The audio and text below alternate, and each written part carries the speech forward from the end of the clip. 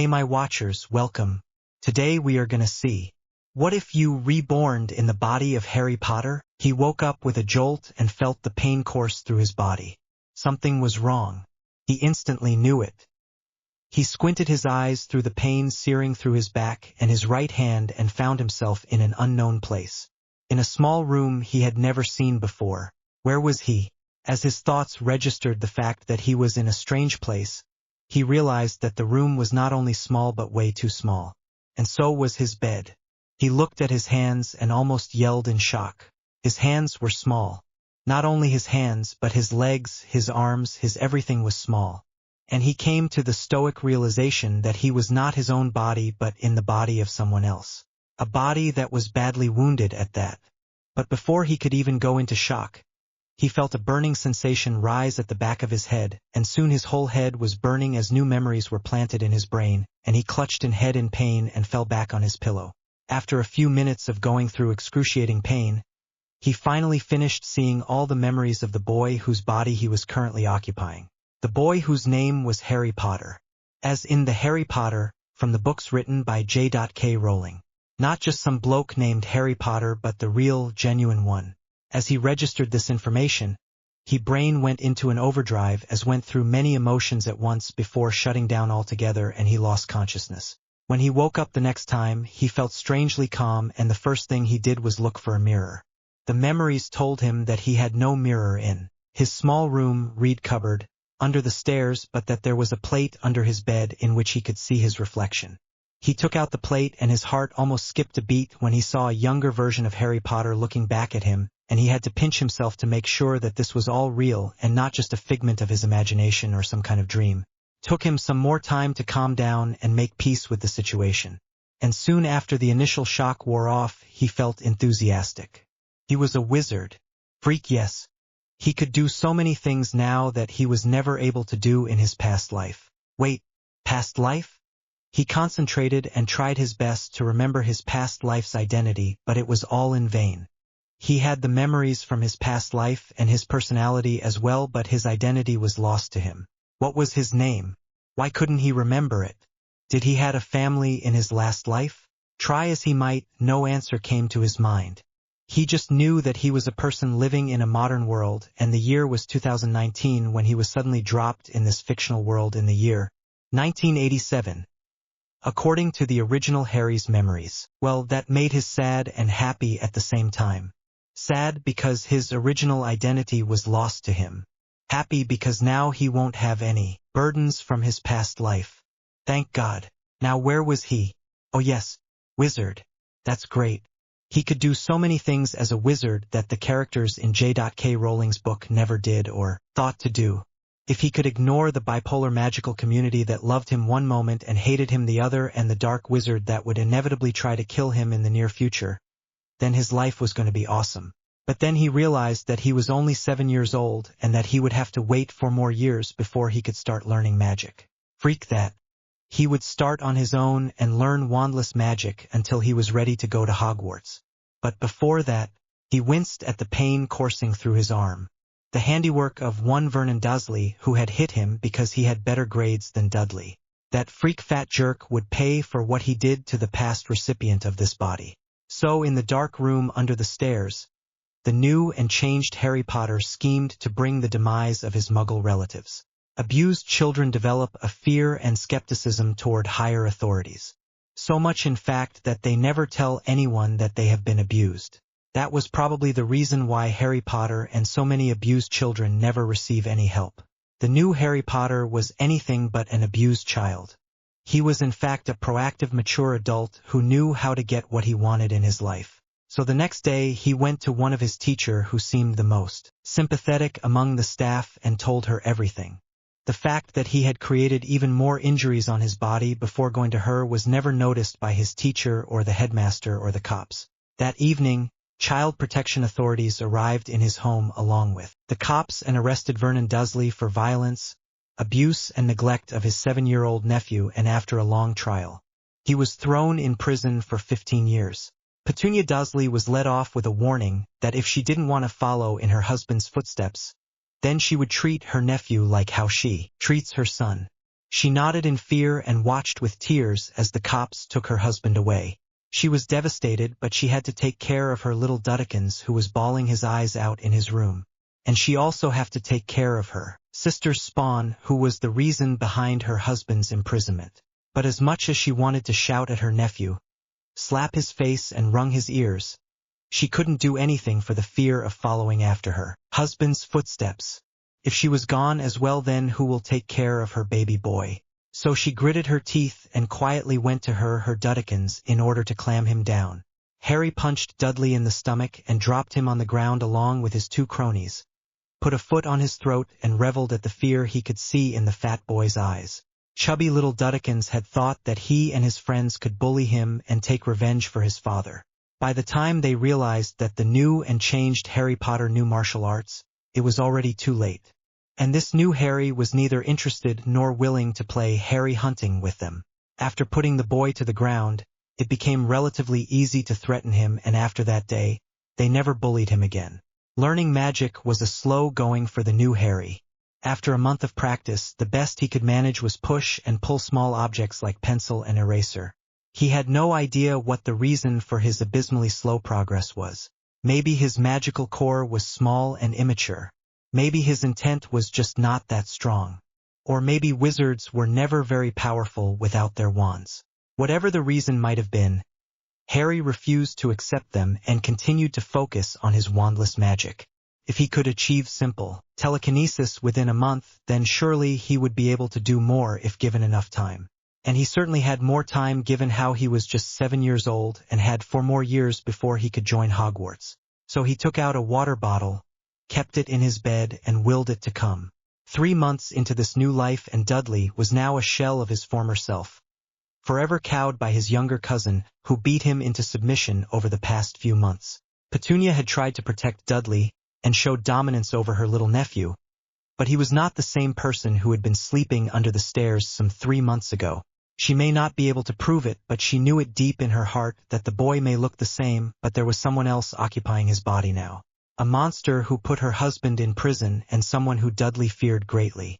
She would not admit it, but even she was quite afraid of the new Harry. She did not want to leave her Dudley alone with the freak in case she was sent to the prison like her husband, so she never physically abused him like she used to in the past, but the verbal abuse continued.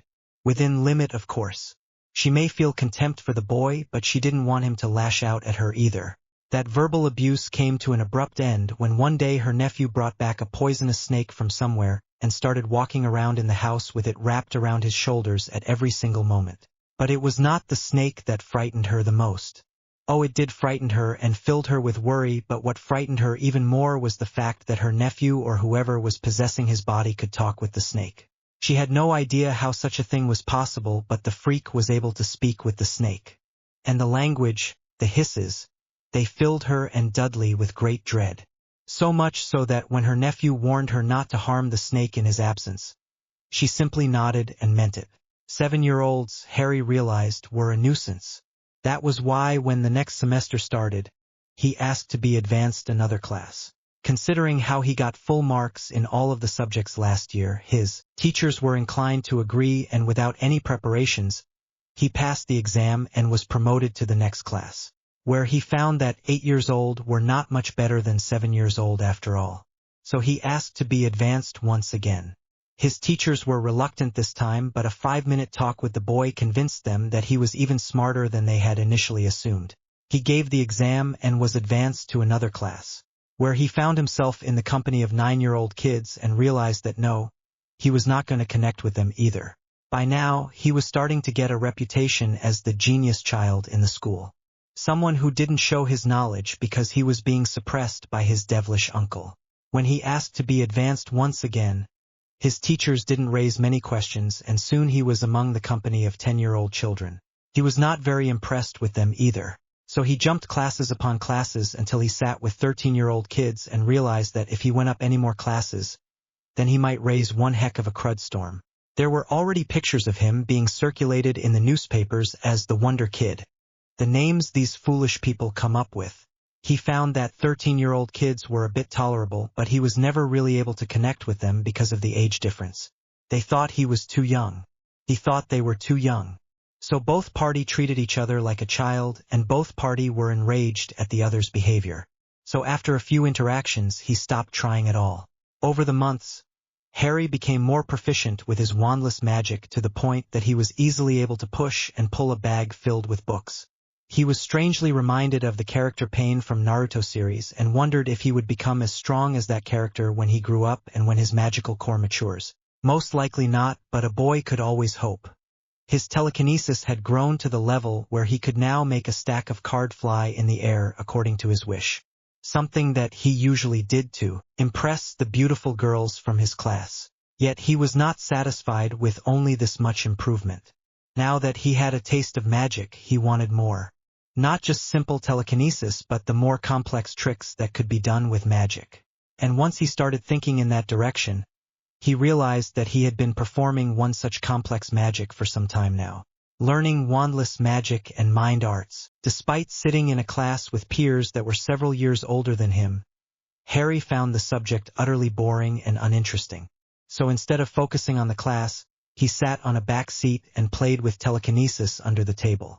At first the teachers had reprimanded him for not focusing on the class and only left him alone when he gave the correct answer to every question that they asked.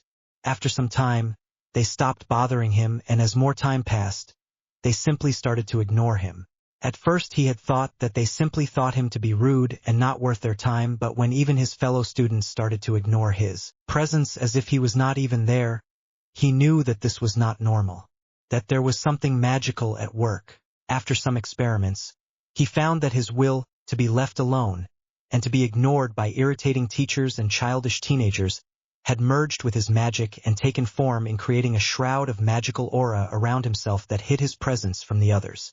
No, he was not invisible by any means, but the shroud of magical aura made him seem so utterly boring in the eyes of others that no one even looked his way anymore.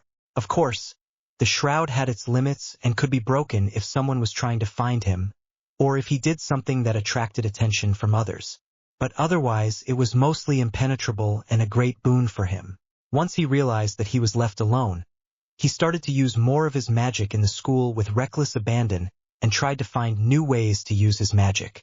The fact that he was ignored by most of his classmates still made him feel lonely, but with some practice, he was able to remove the shroud from himself and talk with some of the studious girls and boys in his class who were more mature than their counterparts.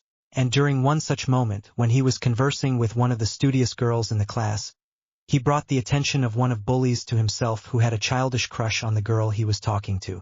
Such a pity. Harry was not surprised when he was suddenly pulled away with rough hands and then pushed in an empty storehouse meant for keeping broken chairs and tables. He was even less surprised when he found that the perpetrator of this event was the bully with the crush who had cornered him here in order to threaten him to stay away from his girl. But the bully was indeed surprised, if not shocked, when the 7-year-old boy, who was half his age and size, knocked him to the floor with a single wave of his hands. And he was downright terrified when found that he could not open his mouth in order to shout and speak, and he almost ed his pants when all the doors and windows of the storehouse were sealed shut with a single gesture from the little boy whom he had wanted to teach a lesson just a little while ago. Another gesture from the boy, and the ropes kept at the corner of the room seemed to come alive and wrapped around him tightly, making sure that he would not move or try to run away from the storehouse or struggle. "The surprising for you, I assume," Harry said as he took out a piece of cloth and filled the older boy's mouth with it in order to make sure that he would not shout or scream for help.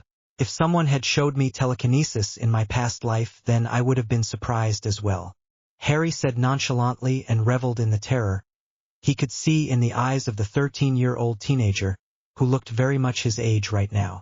But it's not just telekinesis. No, there's so much more to magic than simply moving things from one place to another.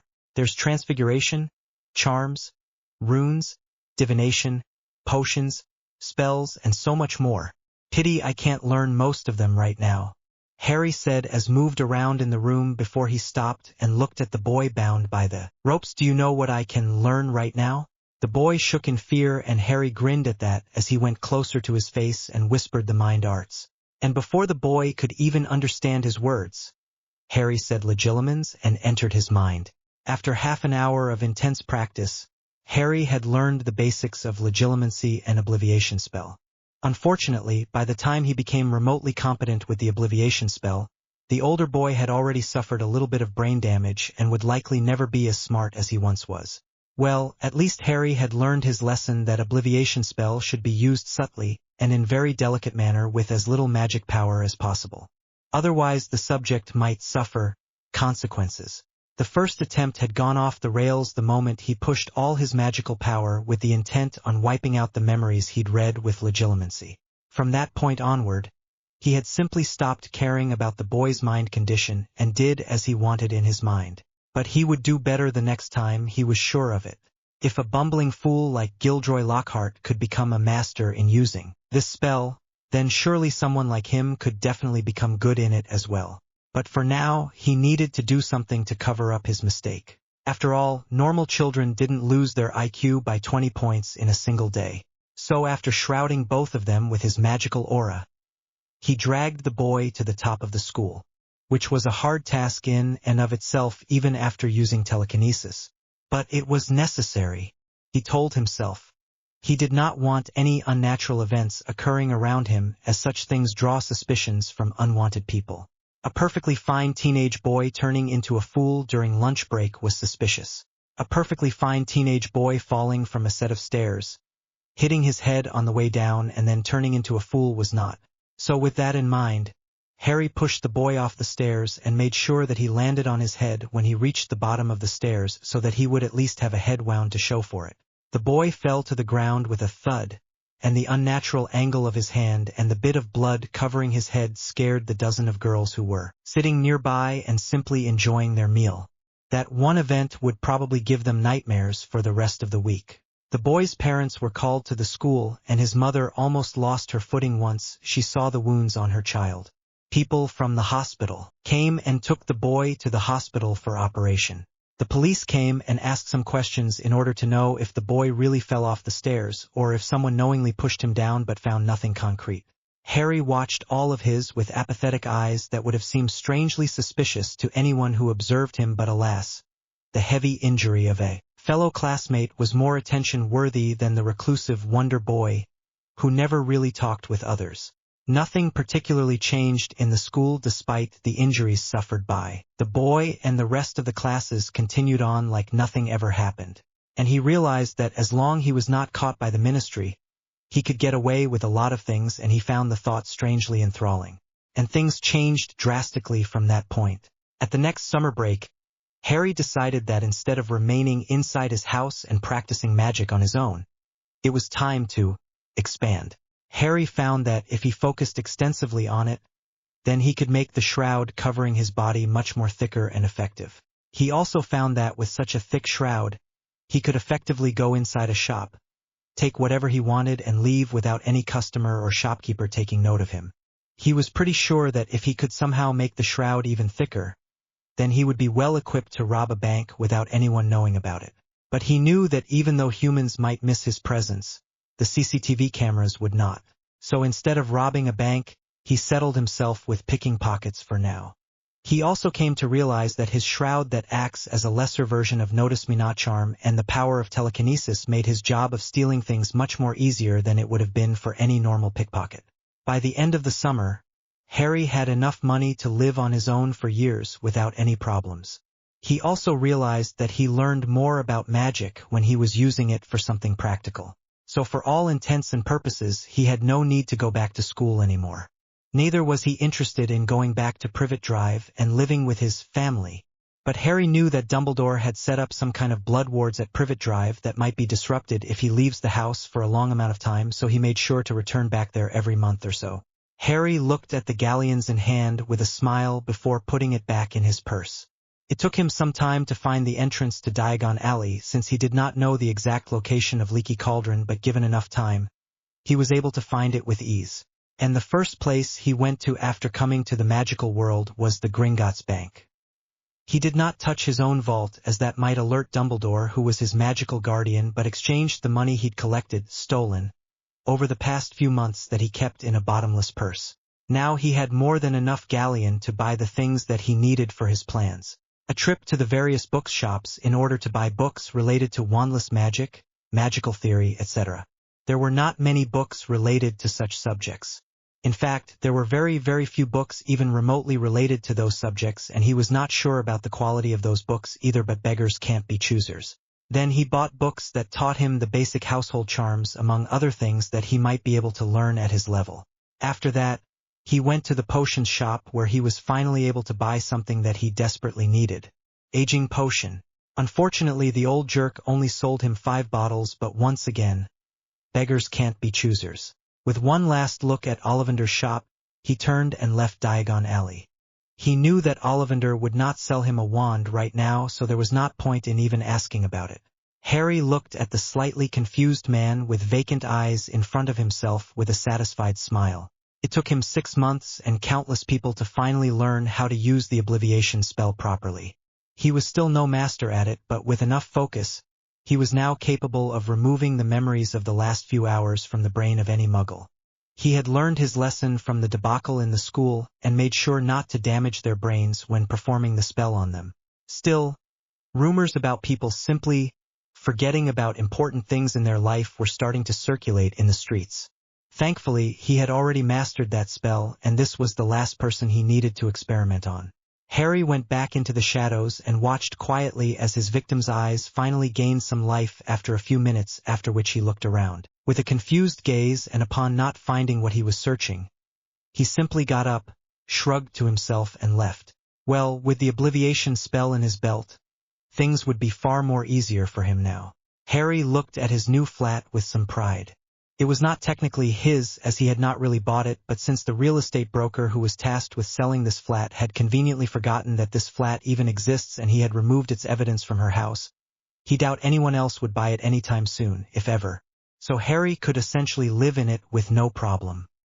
He entered the door and upon noticing the dust covering every inch of his new home, concentrated on the dust and pictured all the dust vanishing in his mind before using all his will, intent and magic to make it happen, and snapped his fingers. He smiled at the now clean room before he remembered that he would have to go to each and every room and repeat the same process, and groaned at that thought. But there was also a grim satisfaction in his heart. A few months ago the only magic he knew was the basic telekinesis, but now he could do so much more. He wondered how powerful and efficient his spells would become once he got a wand. Unlike other wizards, he had no interest in being overly reliant on a wand, and he planned to learn all of his spells and charms wandlessly before he moved on to the wand, but he knew that his magic would become more efficient with a wand, so he was still excited at the prospect of having one in the future. However, he also knew that once he got his wand and went to Hogwarts, he would come under the radar of the ministry and be registered as an underage wizard whose actions would then be monitored via the trace. And truthfully, he was not very happy with the prospect of going to Hogwarts either, as he did not had a good impression of the sheep living in that castle who would worship Harry Potter at one moment and then shun him at the other. Nor was he very comfortable with being famous.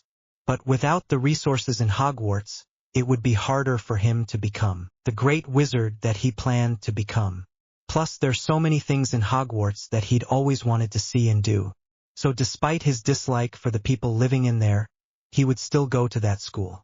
Selena the Horned Serpent. Harry looked at the pile of money in front of him and smiled wryly. His first bank robbery had gone as well as he could expect. No, it was not a daylight robbery like what's shown in many movies, but a nighttime robbery. Of course, there was just much danger of being caught at night than there was during the day, but things become far more simpler when the robber is a wizard.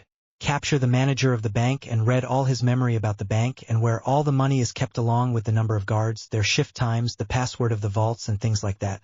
Drink aging potion before starting in order to look like an adult under the mask and not a kid, especially because longer legs allowed him to run faster. Go to the surveillance room and sabotage the security cameras and take out the recording device so his use of magic would not be taped. Knock the guards unconscious and then run to the vault. Use Alohomora to open the locks and then dump the cash quickly in the limitless purse with the help of telekinesis. Use the shroud and get out of the bank. The plan was as simple as he could make and safe enough for him to go with it. The actual robbery went far differently than he had assumed, and he had to change his plans numerous times in order to get out of there safely, but his magic worked perfectly and he was finally able to get out of the bank from the front door along with the guards while the police surrounded the bank.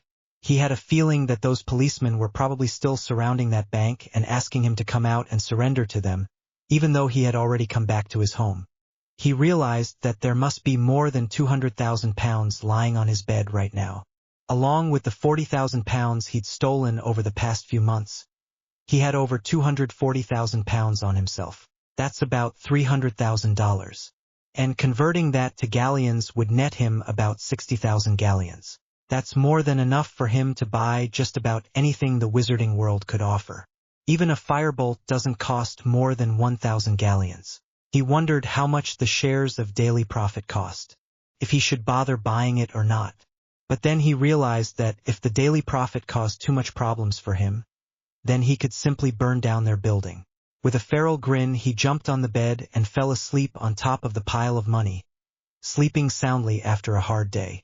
As much as the robbery was for the sake of money, it was also for the sake of learning practical ways to learn magic. Harry realized that he learned better usage of magic if he had some practical goal to work toward. If he followed the example of the book and was told to transfigure match into needle, he might be able to do it, but it would not be that interesting for him. However, if someone challenged him to transfigure sand into a miniature medieval stone castle, then even though the project was hard, he would give it his all to complete it. That was how Harry progressed. During his stay in his new home, he completed multiple projects that increased his knowledge in magic by leaps and bounds, be it transfiguration, charms, or something else. Even his wandless magic has reached to the point where he could complete second or even third-year tasks without much difficulty.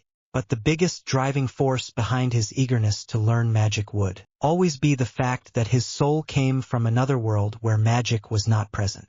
And there was also the fact that he would have to fight Voldemort at some point or another in his life, so yeah.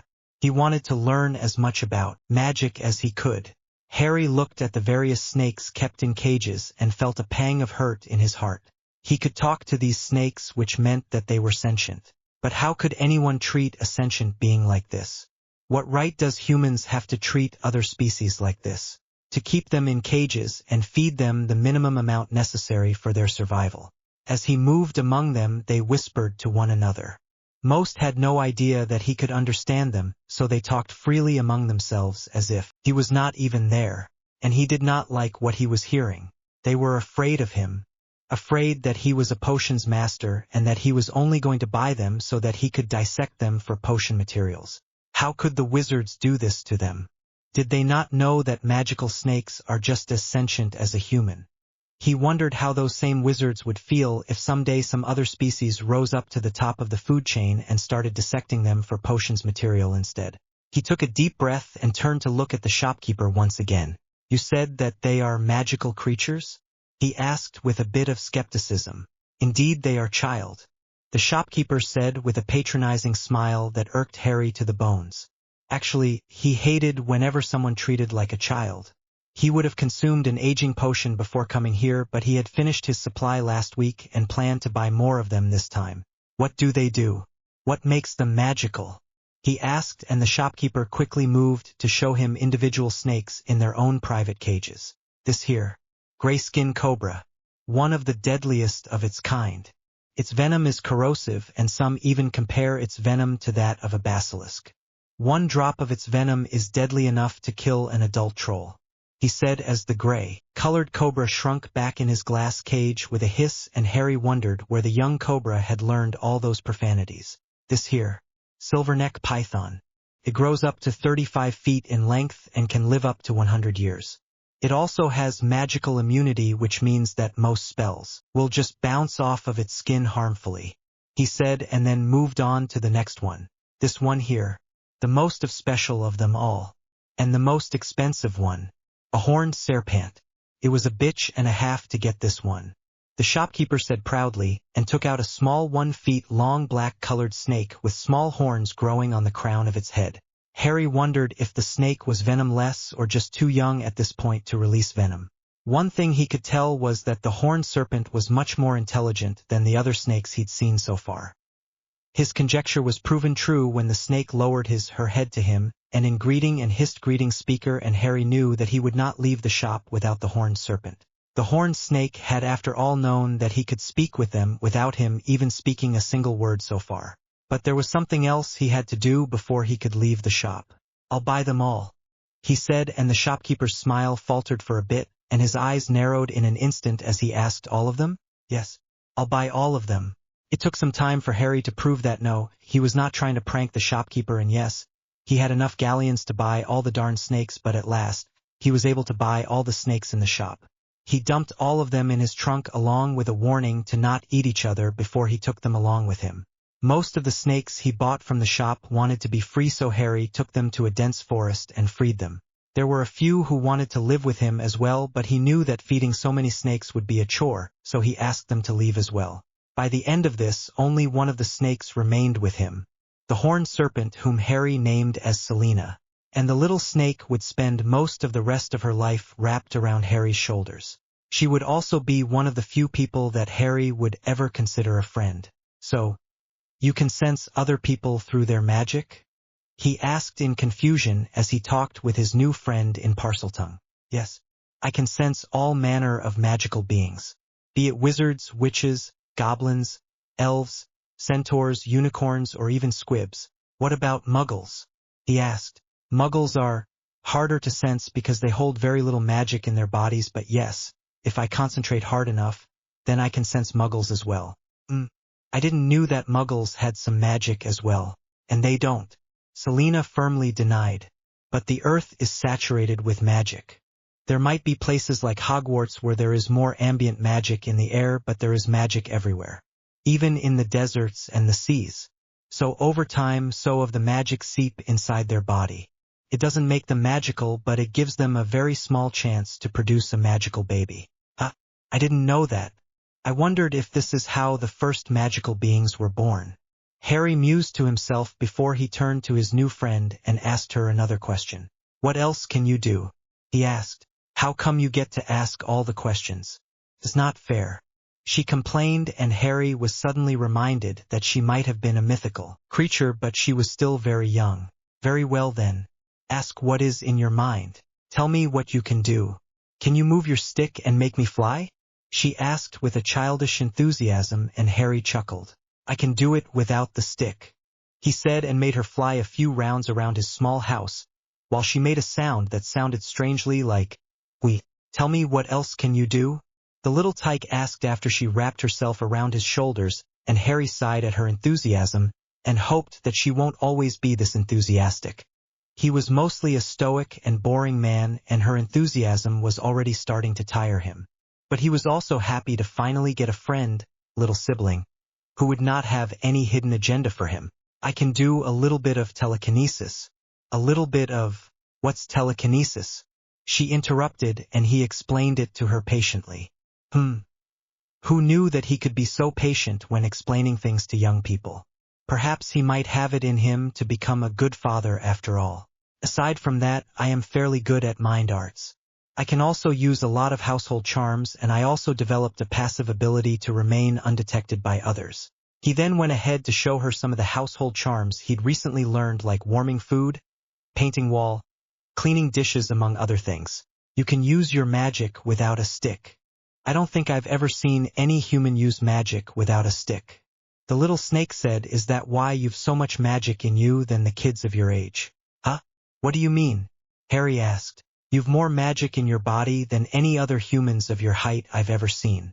Perhaps twice as much, or maybe even thrice. Is that why you can use magic without a stick?" she asked curiously, while Harry tried to digest this news. "I have more magic than my peers?" he asked, and she nodded.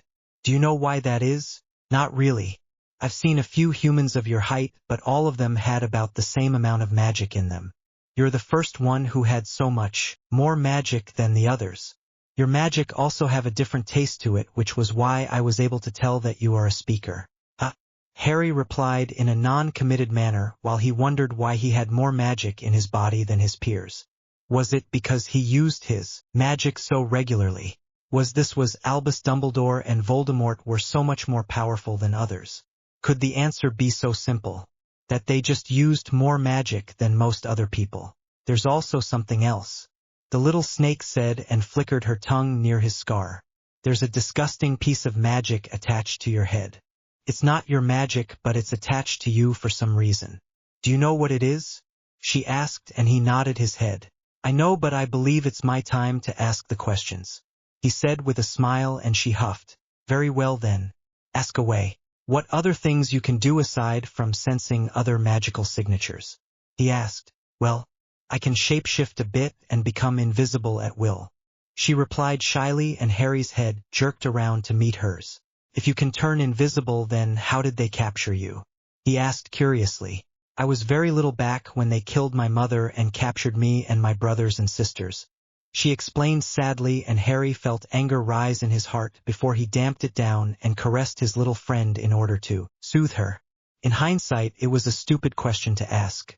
There was no question why her mother was hunted in the first place. By now some potion master had probably already turned her horns into potion material and her skin into leather belt or something like that. Humans were really get once you moved past their civil appearances. I'm sorry, he said, and meant it. He would not have liked it if someone killed his mother for some potion material either. No, he would not have liked that a single bit. It's all right, she murmured, and Harry had the suspicion that she was feeling a little sleepy. Well, she was still a child, so that would explain her sleepiness. Go to sleep then, little princess. I'll protect you from bad people from now on, he said gently as she fell asleep in his shoulders. Going to Diagon Alley and buying stuff. Harry never used any magic in front of Petunia since Dumbledore was a master legilimens and could pluck the thoughts right out of her head if he ever met her. He wanted his true power to remain hidden because Dumbledore might connect his stunning growth with the scar in his head and might consider him possessed by Voldemort. Maybe he was just being too paranoid about it, but there's nothing wrong with having an ace up your sleeve. And considering how difficult his life was going to be in the upcoming future, he believed that he should have as much advantage as possible. So he made sure that he never showed his talent to Petunia when he returned home. At first she asked where he went. After getting a vague answer every time she asked him that question, she stopped asking him. Then she started asking why he even cared to return. It was a fair question.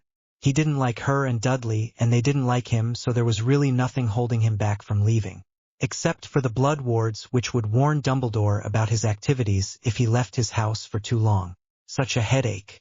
Regardless, he continued to practice his magical powers, giving himself small projects to complete on a timely basis so that he would not become stagnant. After all, magic was in and of itself a truly wonderful thing. But however wonderful a thing might be, humans have the tendency of taking things for granted. So he made sure that such a thing didn't happen to him by giving himself new and exciting projects to complete from time to time, like robbing a bank, securing a home, make the whole house work on magic, among many, many other things. So he kept practicing like that, and time passed, and before he realized it, he was about to become 11 years old. The letter from Hogwarts did not come as a surprise to him, as he had already been expecting it for some time. Nor did it surprise him when Hagrid came knocking on the Dursleys' house a week later. But from the looks of it, Hagrid was surprised to see a snake dangling around his neck. And he was downright shocked, if not horrified, when Harry started talking with the snake in Parseltongue as well.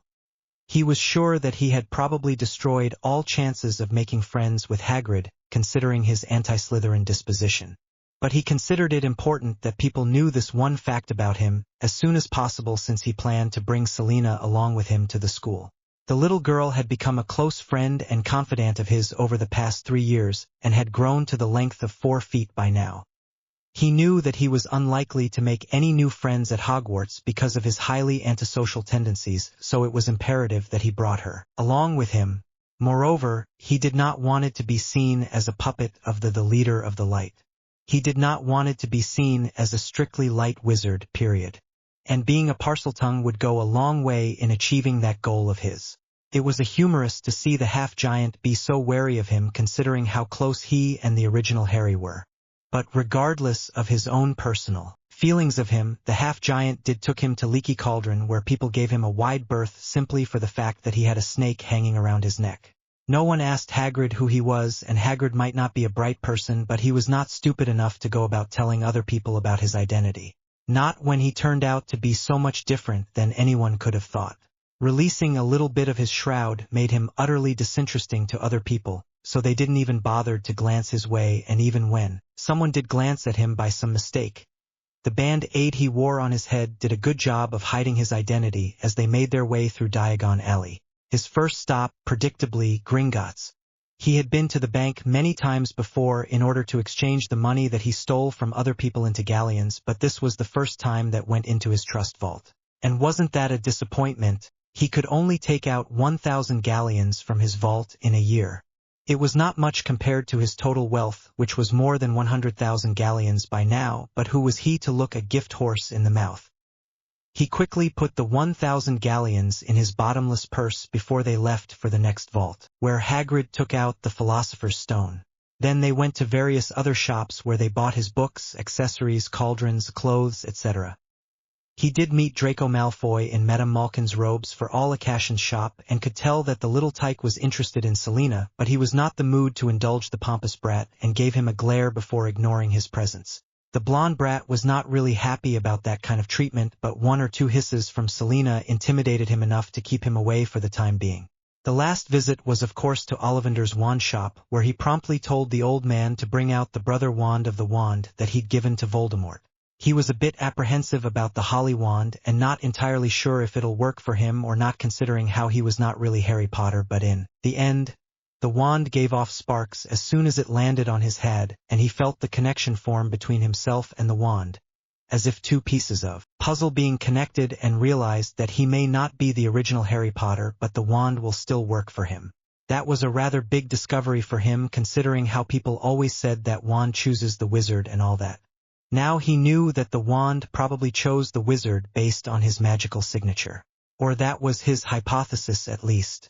If he ever got interested in wand lore, then this little bit of information might prove to be important. As he came out of the shop and they got ready to go home, Hagrid hesitantly took something out for him. His birthday gift. Hedwig.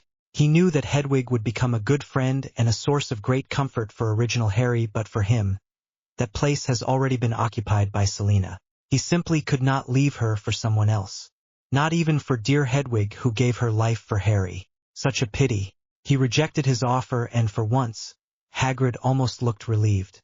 Harry wondered if the half-giant thought that he was going to feed the little owl to Selena. Jesus, just because he was a Parseltongue didn't make him a monster. But he wouldn't put it past Hagrid to have such thoughts. Snakes and Parselmouths have really bad reputation after all.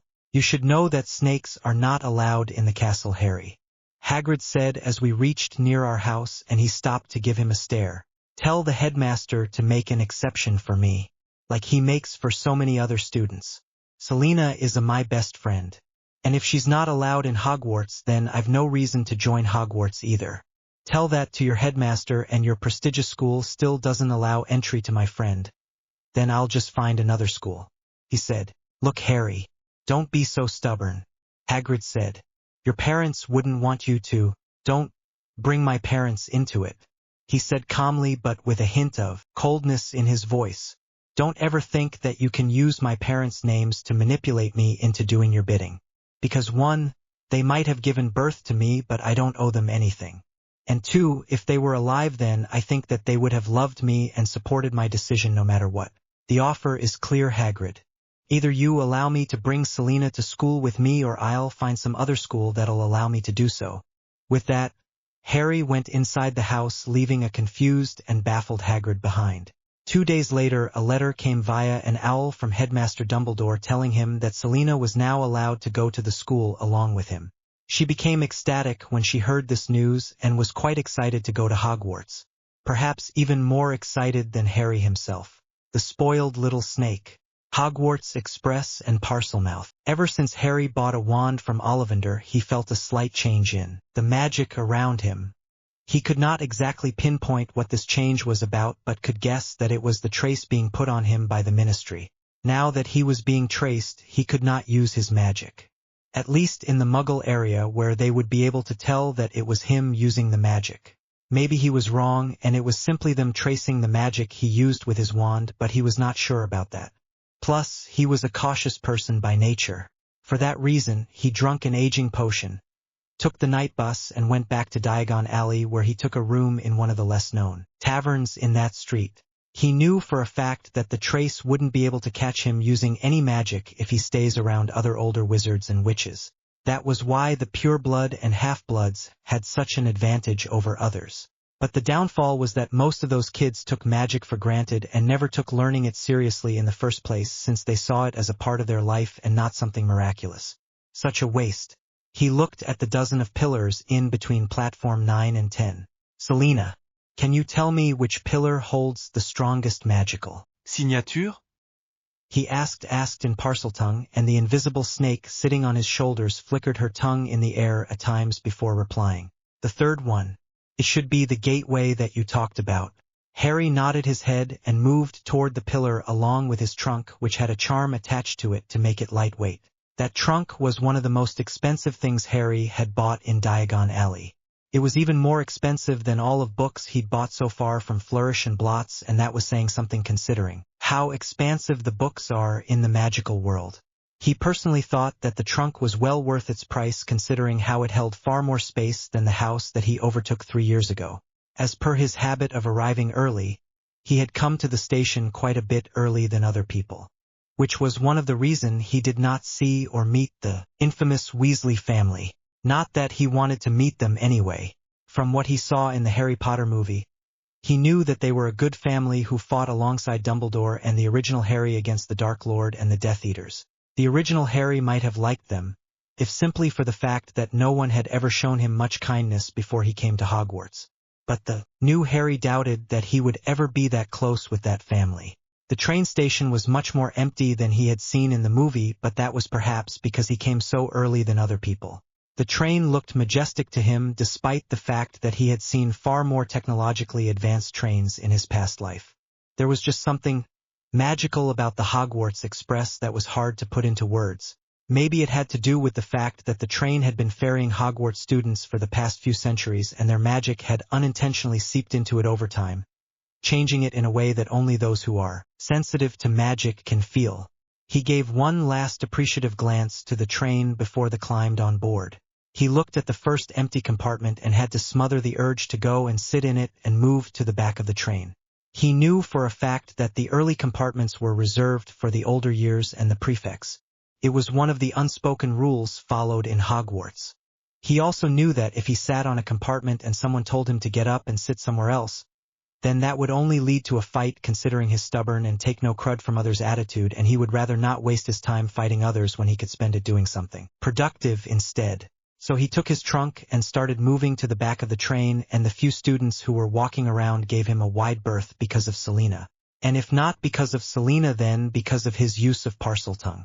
After all, even if you remove all the superstitions about the snake language, it was still a scary thing to hear. Harry could tell that by the time he reached the school, everyone and their great-grandparents would know that there was a Parselmouth among the first years who carried a snake around with him, which was something that Harry had planned to do.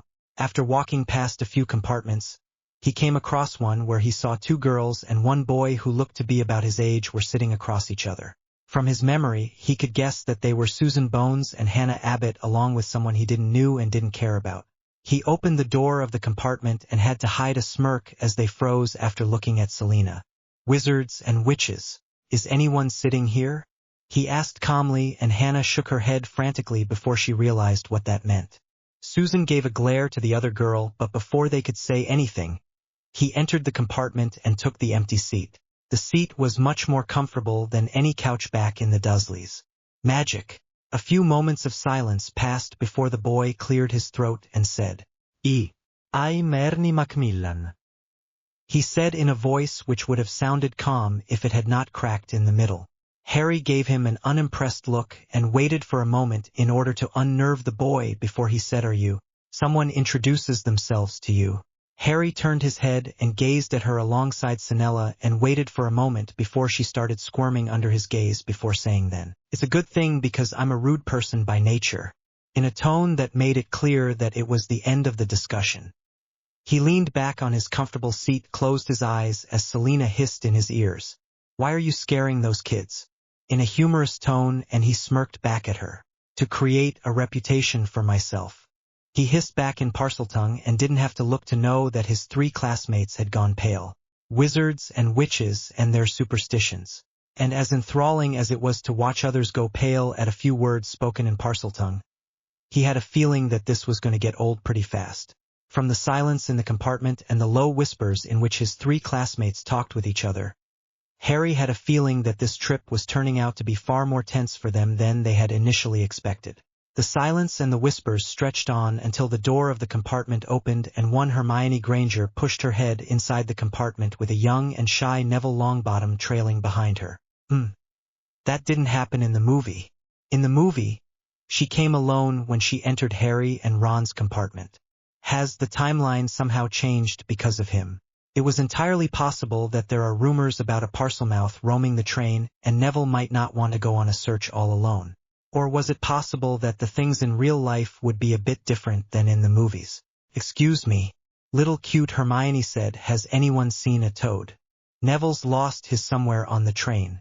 His 3 classmates shook their heads before she turned to look at him and her eyes widened as she saw Selena for the first time. You have a snake around your neck, she said in a composed voice which shook a little, and Harry could already see Neville turning pale behind her as he caught sight of the snake as well. No doubt the story about the scary Parselmouth had already spread throughout the train. Harry gazed at her for a moment before he said thanks for telling me in a calm manner which must have infuriated her. You should know that snakes are not allowed in Hogwarts. I read it in Hogwarts, a history, she said in a haughty tone, and Harry could see the 4 other watching this conversation grow a bit nervous at this. Albus made an exception for me, he said calmly, and Hermione's eyes widened once again. You mean Headmaster Dumbledore? You know it's rude to take his name without using proper subtitles, right? She said haughtily, and Harry could understand why she made no friends until the troll incident. He had a feeling that she was trying to look more confident in order to make new friends, but she was a shy little girl, so she didn't really know how to look confident, which was why she was coming off as a little arrogant. He stood up to his full height and looked at Hermione in the eyes as Selena hissed from beside him in order to intimidate her. Good Selena, always ready to scare other children. He had a feeling that if he was Voldemort, then Selena would undoubtedly be his Bella. He walked forward and Hermione stepped back until she was pushed on the wall of the compartment before he said, then it's a good thing that I'm a rude person, and then turned to look at Neville, who looked like he was ready to fight for the girl who had been helping him despite being scared of the boy, who he knew was a Parselmouth. Harry could respect this boy, even if just a little bit. Neville was a sacredly little cat, but at least he had the guts to stand up to him, while the other 3 simply cowered in fear. Your name is Neville, I presume? He asked, and the boy nodded meekly. What is the name of this toad that you lost? Trevor. He gulped. Harry dove into his mind to search for Trevor's image without the boy knowing about it. When he got the image for the toad, he took out his wand from the wand holster attached to his right forearm and put the image of the toad in his mind and put all his will and intent on finding and bringing the toad to him, and hissed Accio Trevor in Parseltongue and gave away from his wand. Nothing happened for a moment, and his audience looked at his worryingly, as he had no doubt that they were wondering if he had put some curse Neville or not. And then a small object sailed from the other end of the train before landing on Harry's left palm. He saw his audience's eyes widen and smirked inwardly before passing the toad to the boy. Thank you, Neville squeaked as he held his lost pet once again, and Selena hissed from his side. Mind your toad around Selena, Harry said in a quiet voice which still rang in the apartment as he went back and sat on his seat before closing his eyes. Hopefully the peace would last a bit longer this time. Meeting Hermione and Draco. In the past month, when he lived in Leaky Cauldron, he had practiced innumerable spells with his wand and came to realize a few things. Spells chanted in Parseltongue are 2 or even 3 times more powerful than spells chanted in Latin. Just like how spells chanted in Latin are more powerful than spells chanted in English or some other language. He has still not been able to figure out why that was, but he was glad that he at least knew the strongest language out there. Well, not technically the strongest language. It was rumored that Merlin could talk with dragons, and if there was a dragon language, then Harry had no doubt that that particular language would be even more powerful than Parseltongue. But so far, Parseltongue was the strongest language that he could find that was spoken by humans. There was also the various discoveries he made about his wand in the last month. The main one being the one which taught him the importance of a wand. In simple and short terms, wand was a tool that the wizards created in order to amplify their magic as well as act as a focus so that they would be able to perform delicate spells much more easily. And even though he had a bad opinion about wizards and thought that they were overly reliant on those sticks, he was not blind enough to not see its benefits. So he kept his pride down and started using his wand to perform spells when necessary. Still, he was not going to let his only power amplifier become a crutch for himself, and had tried to put several charms on it to make it indestructible so that he would not lose it in the heat of a battle. Unfortunately, for some reason, most of his attempts to use magic on his wand failed, and in the few times that he succeeded, he realized that his wand's power had diluted a bit, so he had to remove those charms as well. So essentially, his strongest weapon right now was also his most venerable one, which was why he had bought his standard handgun along with him on his way, just in case. Electronics didn't work in Hogwarts and other highly saturated magical areas, which meant that even if someone tried to blow that place up with rockets, they would fail. But handguns didn't rely on any form of electricity, so he was sure that he would face no problem in using a handgun at Hogwarts. His musings were cut off when he felt another person sit in front of himself. He opened one eye and was surprised to find that, instead of leaving like how she did in the movie, Hermione chose to sit in front of him and was looking at him intently right now. "What was that spell you just used to summon Neville's toad?" she asked, and he held back a sigh. Of course, Hermione Freak Granger would want to know about the spell, especially one this is not taught until the 3rd year in their curriculum. It's a summoning spell, known as Accio spell. You'll learn about it at Hogwarts in the future, he said in a dismissive tone, hoping she would leave him, and closed his eyes. She was one of those girls that would become rather beautiful in the future, but right now, she was too annoying. Not to mention young. Can you teach me as well?" she asked hopefully, and he opened his eyes once more in irritation, intent on telling the girl to sod off when he saw her nervous gaze as she bit her lip as she looked at him demurely. Ha! Of course. This was not the confident and older Hermione he saw in the later movies, but just a little kid who had been bullied for being too smart most of her life and had no friends except her books. Still, he had a reputation to maintain. The reputation of a person who you don't freak with. And you don't get to create that kind of reputation by giving in to every little girl that gives you puppy eyes. You'll have teachers in Hogwarts who'll teach you those spells, he said dismissively, even though he highly doubted his own words. Those so-called teachers might have a good heart, but they never really taught Harry and his friends anything truly important during their time at Hogwarts. To this day, he felt disbelief that Harry Potter was able to beat Voldemort, considering how much more powerful Voldemort was than Harry himself. The force of plot armor was strong in him. You don't become the worst Dark Lord of the century, and then get beaten by a 16 to 17-year-old boy, who had not even completed his Hogwarts education, nor been taught any dueling tactics by anyone. Heck, Flitwick was an international dueling champion, and Voldemort would have destroyed him in a minute. Even when Minerva, Kingsley, and Slughorn banded together, they were barely able to hold him back in the Battle of Hogwarts. There was no way Harry Potter, a 17-year-old emotional teenager, was able to fight back the Voldemort on so many occasions without plot armor.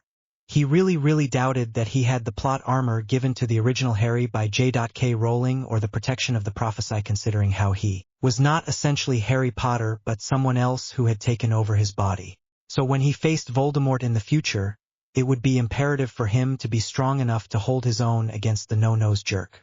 "That language you spoke in," Hermione said slowly, "I've never seen anyone use that language. Was that even a language, because all I heard was hisses when you chanted the spell?" Harry opened his eyes and realized that the other 3 classmates-to-be sitting beside him had gone tense. He once again held the urge to scoff at wizards and their superstitions. It's a language called Parseltongue and can only be spoken by very few people who are gifted with it from birth. Nope. Not gonna admit that he got it from the scar. Normal wizards and witches cannot speak this language, and those who can are called Parselmouth, he said, and looked at her to confirm if that was the end of her questions, but of course it wasn't. She was Hermione Granger after all. For the next half an hour, she continued to ask him various questions, and he continued to answer her. By the end of her questions, even the other 3 classmates looked relieved and comfortable. Yes, he had a reputation to maintain, but a little help every now and then to other kids would definitely keep Dumbledore off his back. What's the saying? Helping a kid a day helps keep Dumbledore away. And things went well, until one foolish Draco Malfoy strutted into the room along with his 2 goons like he was the father of Merlin. Hermione looked at the Harry Potter in fear, then at the boy who had just introduced himself as Draco Malfoy and was now serving as a carpet for Harry. She didn't even know what happened. One moment the door opened and Draco along with two other mean-looking boys walked in and said something derogatory about her and the others sitting in the compartment, and the next second the two big boys following him were sent flying and Draco himself snapped in attention like the soldiers and fell on the floor like a stiff board. After that Harry closed the door and said a few words in that scary Parseltongue language, and no one has come to their compartment since then.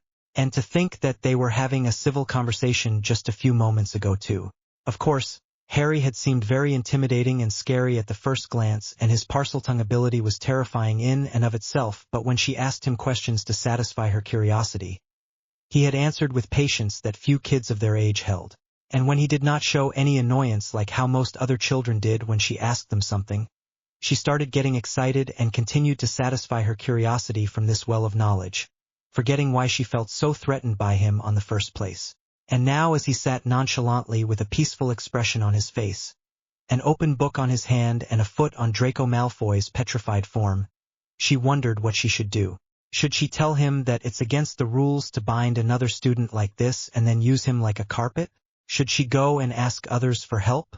But then again, Draco had called her a mudblood, whatever that meant, with disdain, while Harry had patiently answered all her questions for the past hour and helped Neville with his toad. And aside from this one single action of his, he did not seem like a bad guy. Perhaps he could be her friend. Her first friend aside from the books that she loved so much.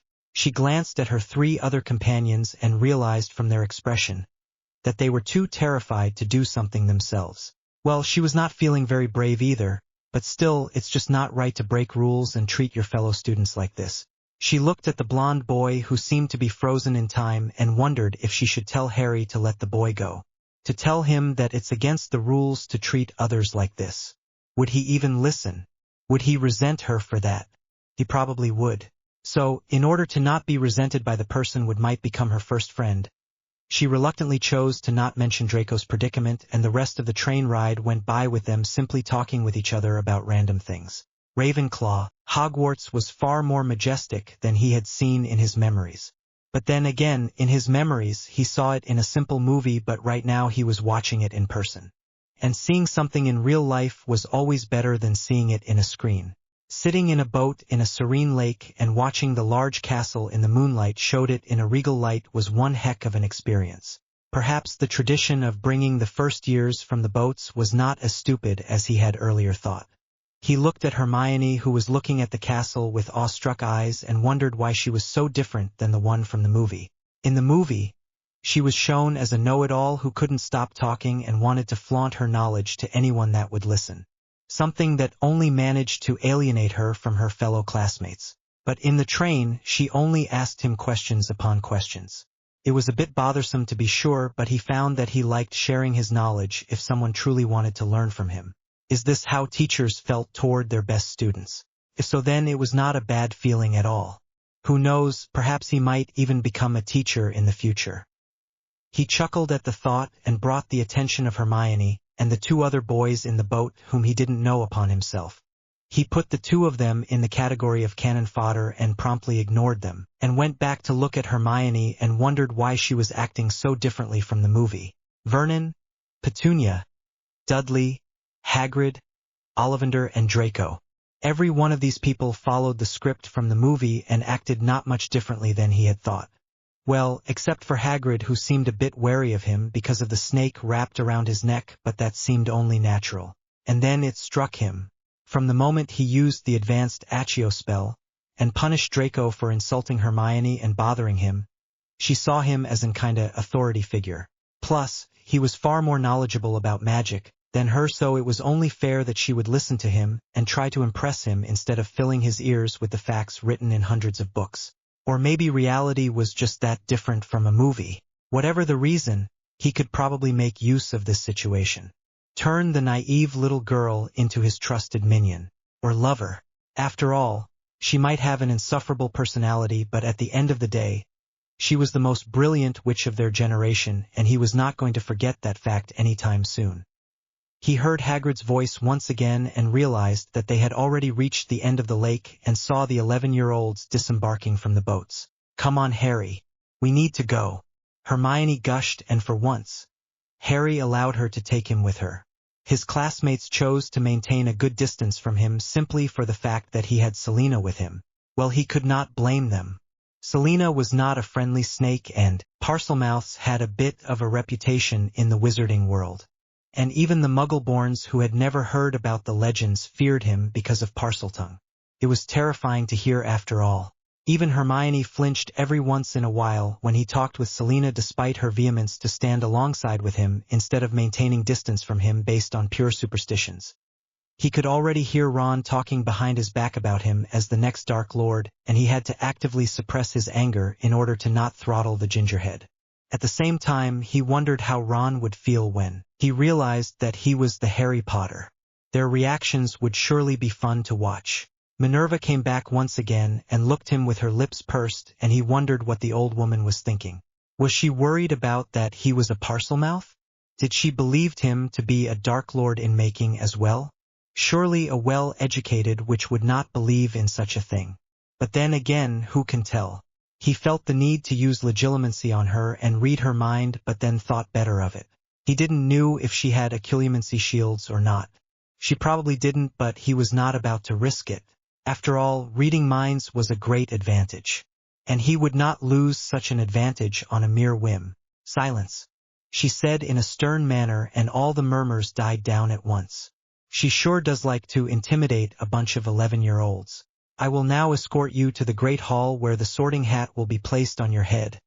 It'll tell you about your proper house." She said, "I will call your names in alphabetical order." Her eyes lingered once more on him, or was it Selena, before she turned around and opened the door to the Great Hall. "Harry!" Selena exclaimed as soon as the door to the Great Hall were opened. "What is it, Selena?" he asked. "The magic in here is very dense, Master. The most dense I've ever seen in my life," she said excitedly. "There's so much magic in here that I can't even see the end of the Great Hall properly." "Is that so?" "Well, that would make sense in a way. The Great Hall has been used to host hundreds of powerful wizards and witches for hundreds of years, so it's only natural that it would become saturated with magic." He said, "What do you see, Selena? I already told you. The magic in this place is quite dense, and the magic of the man sitting at the middle of the podium is greater than any I've ever seen," she said. "That's to be expected. He's Albus Dumbledore, the most powerful wizard in living memory. Remember his magical signature. I want you to know if he ever comes close to me." "Any reason why him in particular?" she asked, and he nodded his head. "From what I know of him, he can be a bit manipulative, so I need to be wary of him." "Very well then. I'll tell you if he ever comes close to you," she hissed.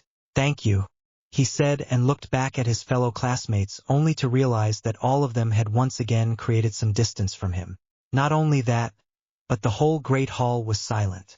He could see different expression in everyone's faces. Expression like fear, shock, and revulsion being the most prominent. They had heard him talking in Parseltongue. "Sheeps," he snorted at their antics. He ignored them and went back to feeling the ambient magic in the Great Hall. He had no natural talent in sensing magic like Selena, but he was still able to feel the heavy presence of magic in the atmosphere pressing gently on top of him like a warm blanket. He gave a smile and wondered when he would be able to explore the castle and get the things that he wanted. "Gryffindor!" the hat shouted, and Harry instantly realized his mistake. He had forgotten to tell Hermione to join Ravenclaw, and because of some stupid reason, she had once again joined Gryffindor. He always thought that it was a stupid decision to send her to Gryffindor considering how she was the #1 bookworm in the whole castle, but then again the hat sorted Crabbe, Goyle, and Draco into Slytherin, so he never really had a high opinion of the artifact in the first place. After all, Draco had no cunning bone in his body, and his highest ambition for now would only be to impress his father. And he didn't even want to think about Crabbe and Goyle. That would just be wasting brain cells. With such thoughts, he watched in silence as the sorting continued. Every now and then, some people would point toward him with a bit of fear in his eyes, but the cosmetic charm he applied on top of his scar made sure that no one was able to see his scar, so no one really knew who he was. He had thought that he would enjoy the looks in their faces once they knew that he is Harry Potter, but now, he doubted that he would enjoy their expression at all. After all, there was only so much attention and drama a man could endure, and he was already reaching his limit. Harry Potter, Minerva said, and the hall, which had started murmuring by now, went silent once again before it came back full force as he walked forward to the Sorting Hat. He hid a disgusted glare at the whispering sheep and wore the hat on his head before putting down all his occlumency shields in the dark places and only left behind the memories where he enjoyed learning and reading. After some thinking a few days ago, he had realized that the Sorting Hat would not be capable of reading his mind if he puts his occlumency over his mind. After all, the four founders might have been excellent wizards and witches in their own rights, but he doubted that they would be able to create an artifact that would be able to read all the memories of a person no matter how strong his occlumency shields were. If such a thing was possible, then no one would be able to hide the information in their mind from them. And as it turned out, he was right, and even though his occlumency shields were barely paper thin, they did their job of hiding his dark memories perfectly. And after a short conversation with the hat, he was finally sorted into Ravenclaw, which was exactly what he wanted.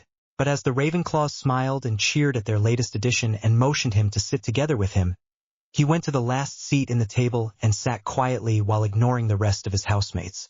He had to create a reputation for himself after all.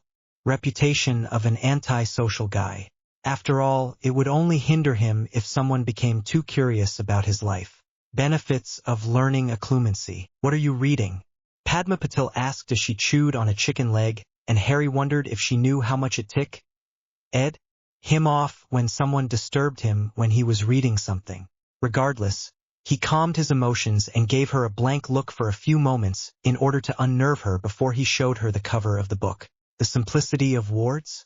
She said and looked at him in the eyes, and he suddenly realized how close she was to him and unconsciously shrank back and watched with some grim satisfaction as her face turned red as well. Why are you reading such a high-level book? And I don't think it's in the course either, is it? She asked curiously, and Harry wondered if he should tell her to freak off and be done with it. But he wanted the reputation of an antisocial guy, not a rude jerk, so he answered in as uninteresting terms as he could. He said non-committally. She gazed at her for a moment longer, but when no reply came she blushed once again, and Harry smiled in his heart before he went back to studying the book once again. Why are you reading it? She asked, and he sighed before closing the book for good this time. He really doubted that he would be able to read it with her constantly pestering him about it. Because I want to increase my knowledge in setting up wards. He replied and looked past her in order to see why she was not bothering someone else. Turned out that the boy sitting beside Padma was a Quidditch enthusiast who was talking rather excitedly with a girl from Asian descent who could be none other than Cho Chang. So she really had no choice but to talk with him or remain silent. Seemed like she didn't want to remain silent on her first day of the school. Aren't wards the kind of things that keep thieves out of your house? She asked curiously. Among other things. He replied, and upon her inquiring gaze, went on to explain the basics of ward and how they could be erected. Of course, this was third book he was reading on wards, and he had already learned and set up basic muggle-repelling wards around his house back in London, among other things, to keep someone from entering his house while he was away at Hogwarts. Setting up such simple ward was nothing impressive in his opinion, but he was rather excited about the higher-level wards that he would be able to set up in the future. The Fidelius charm might have been named a charm, but it also fell in the category of wards, and it was not even among the top 5 wards from what he'd read. He spent the next few minutes talking with her about wards in hopes that she would quickly get bored by all the information and lose her interest, but after 10 whole minutes, he realized why she was a Ravenclaw. Truthfully, he could have used his shroud to cover himself and make himself seem boring so that she would lose interest, but Dumbledore and Quarrelmort were both sitting at the head table and probably eyeing him every now and then, so it would be rather unwise to use his shroud right now. It seems that sitting in the Great Hall might prove to be rather time-consuming. Harry gazed at the head table in order to pass time and saw the different professors sitting in the long table. It always fascinated him how there were so few teachers in Hogwarts, considering how it was said to be the greatest wizarding school in Britain or even in the whole Europe. And even among those teachers, some were rather useless, like Binns, Snape, Quirrell, and Trelawney, all of whom will be teaching him pretty soon. He wondered why he had not gone to Boxbaton Academy instead. Oh yes, the different artifacts in here and the room of requirements. Plus, if he left Hogwarts then the future will change by a huge margin, making his future knowledge practically useless. Not that he planned to rely on it either. But knowing something will be better than knowing nothing. And he knew quite a few things about Hogwarts. In fact, the simple presence of the Room of Requirement was more than enough to triumph over all the downsides of attending Hogwarts. As his gaze continued to rove over the head table, he saw Dumbledore looking back at him as well, and as their gazes connected, Harry felt something touch over his occlumency shields and averted his gaze as naturally as he could and felt the touch disperse. So it was true that Dumbledore read the mind of students. Then it was a good thing that he learned occlumency before coming here. He then continued to look over the rest of the professors in the table, and had to once again avert his eyes when Snape tried to use legilimency on him. Truly, learning occlumency was the best thing he'd done in his time back at home, even though his shields were only paper thin. At that moment, he felt a searing pain pass through his scar, and he immediately knew the cause of this as he saw the turban of Professor Quirrell turn toward him, and quickly averted his gaze in order to look at Padma and felt the pain lessen by a bit. "Are you all right?" she asked with concern as she noticed the grimace on his face, but he quickly donned on the stoic mask and shook his head. "I'm all right," he said, and wondered why he could not have sat with someone who was willing to give him his privacy. "I think you are the only person in the whole school who reads a book on the first day of—" She was suddenly cut off as another boy sitting in front of them bent forward toward them and said, "Are you a Parselmouth?" His words permeated through the table, and Harry found himself under the scrutiny of many gazes and sighed inwardly. Hopefully this is just a one-day thing, and once the kind of person he was, they would stop bothering him.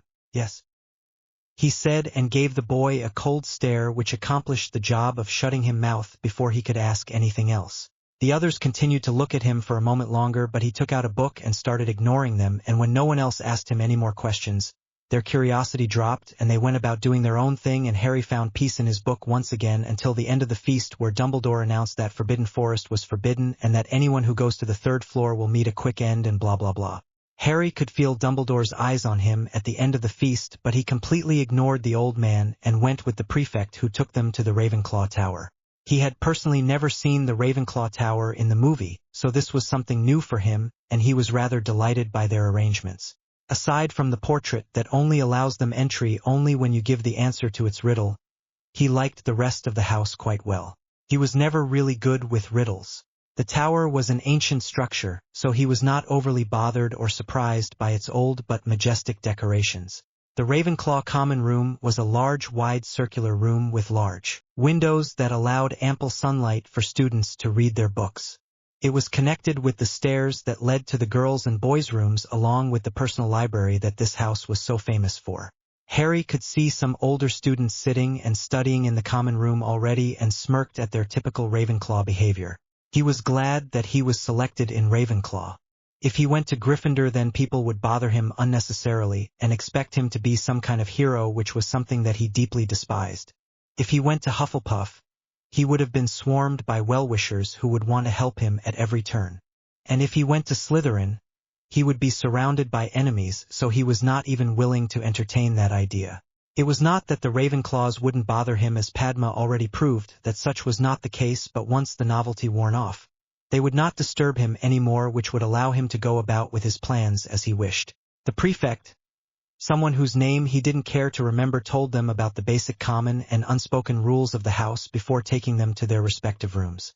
Unlike Gryffindor, where all the students of the same class were tossed in the same room, Ravenclaw only allowed 2 students to live in a room. The older students could even apply for single rooms, and if their marks are up to Professor Flitwick's satisfaction.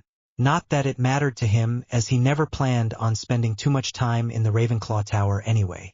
Transfiguration class. He stared at the cat, and the cat unflinchingly stared back at him.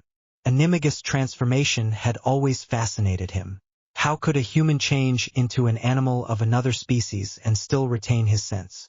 How could Rita Skeeter, who was able to turn into a beetle, still retain her basic brain functions after her brain was decreased by 100 times? There were so many questions in his mind about animagus transformation. The whole subject seemed like a giant impossibility to him, but then again, so was magic.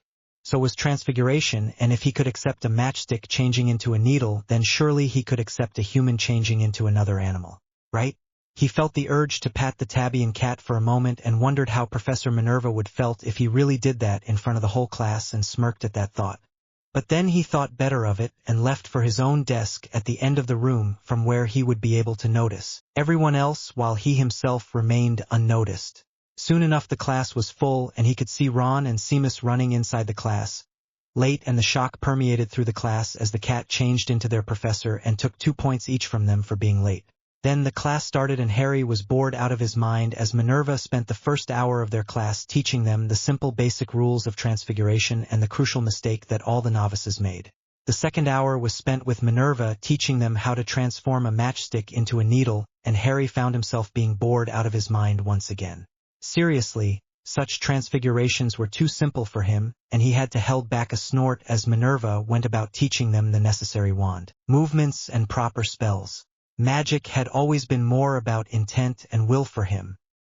He would not deny that flicking and swishing the wand in a particular manner did allow his magic to flow in a particular manner which helped with spells, charms and transfigurations, but the main thing would always be the intent and will of a wizard. Watching Minerva go about teaching the kids made him feel like she was doing this all in the wrong order.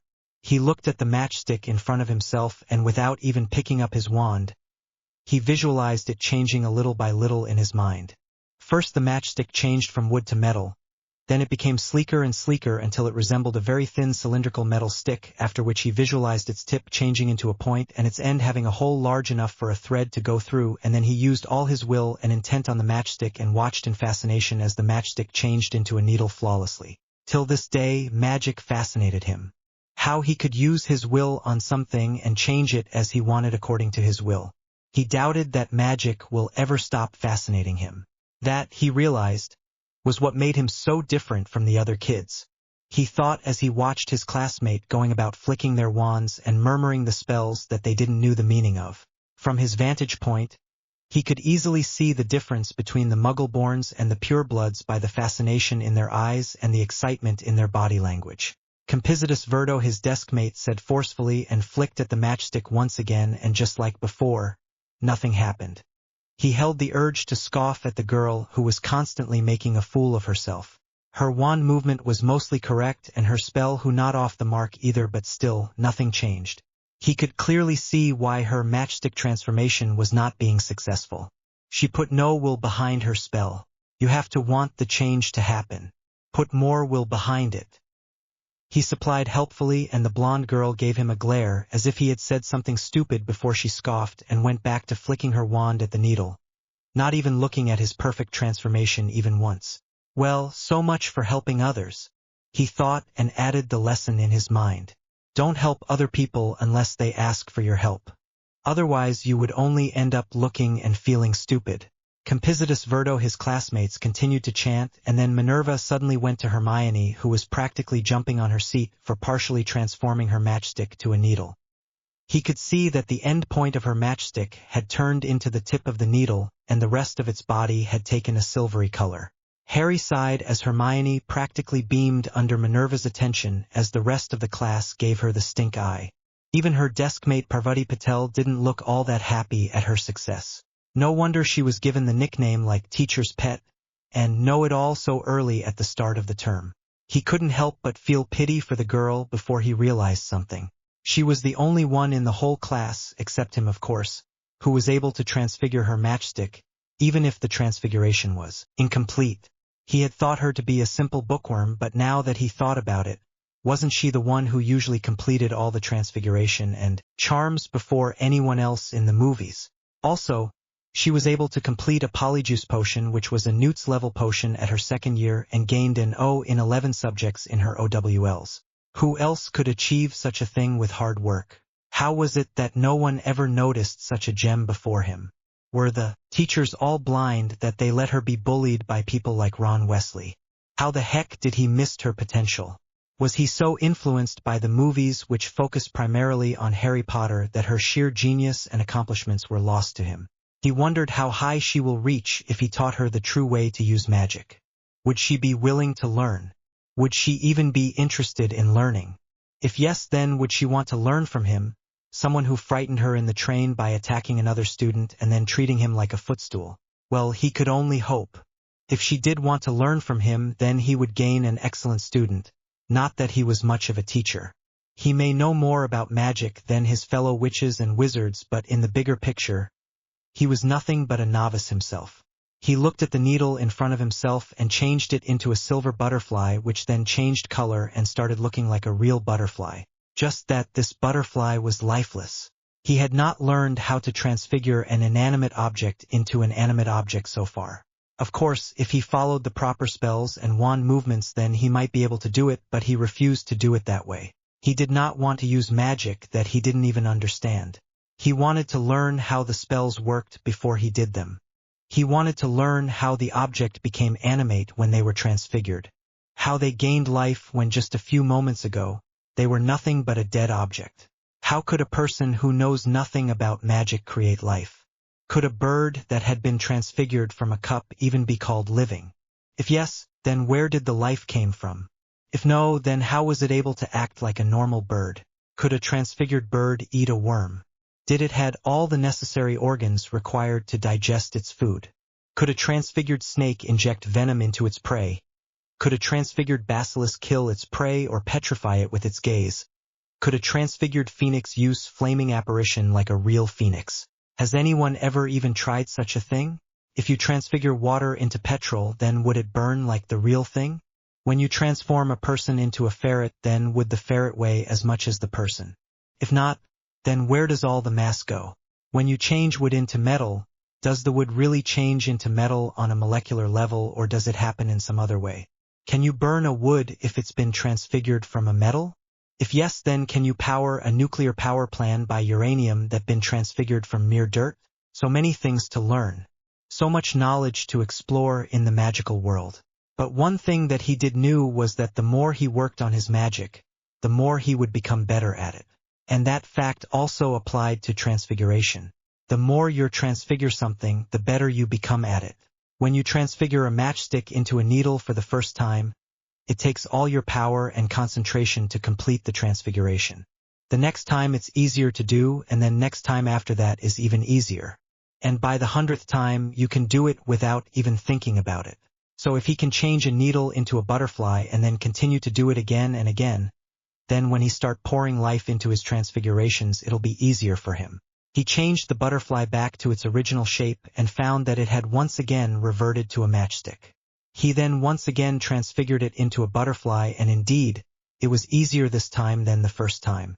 And then he changed it back into a matchstick and repeated the process again and again, until by a bit of curiosity, he willed the butterfly to be live.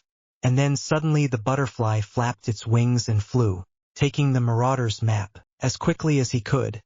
He willed it, and the butterfly, which had just taken off from his desk, turned into dust while he looked around if anyone else had seen this, as his emotions fell in turmoil. He was happy, no, immensely happy, because he had been able to successfully create a new life. At least that's what it looked like. But he was also wary that someone might have seen it and would learn the full extent of his capabilities, which was something that he would never do willingly. He looked at Minerva, who was reprimanding Draco about something, and the rest of the class was giggling at him, and felt a weight lift off his chest. Thankfully, no one had seen his miracle. For what else would you call it when a person could turn a matchstick into a butterfly and then give life to it? But while he felt thankful that no one had seen it and learnt how truly talented he was also a bit sad that everyone had missed this miracle. His miracle. And then he saw the movement and turned to look at his desk mate and grimaced at her gob-smacked expression.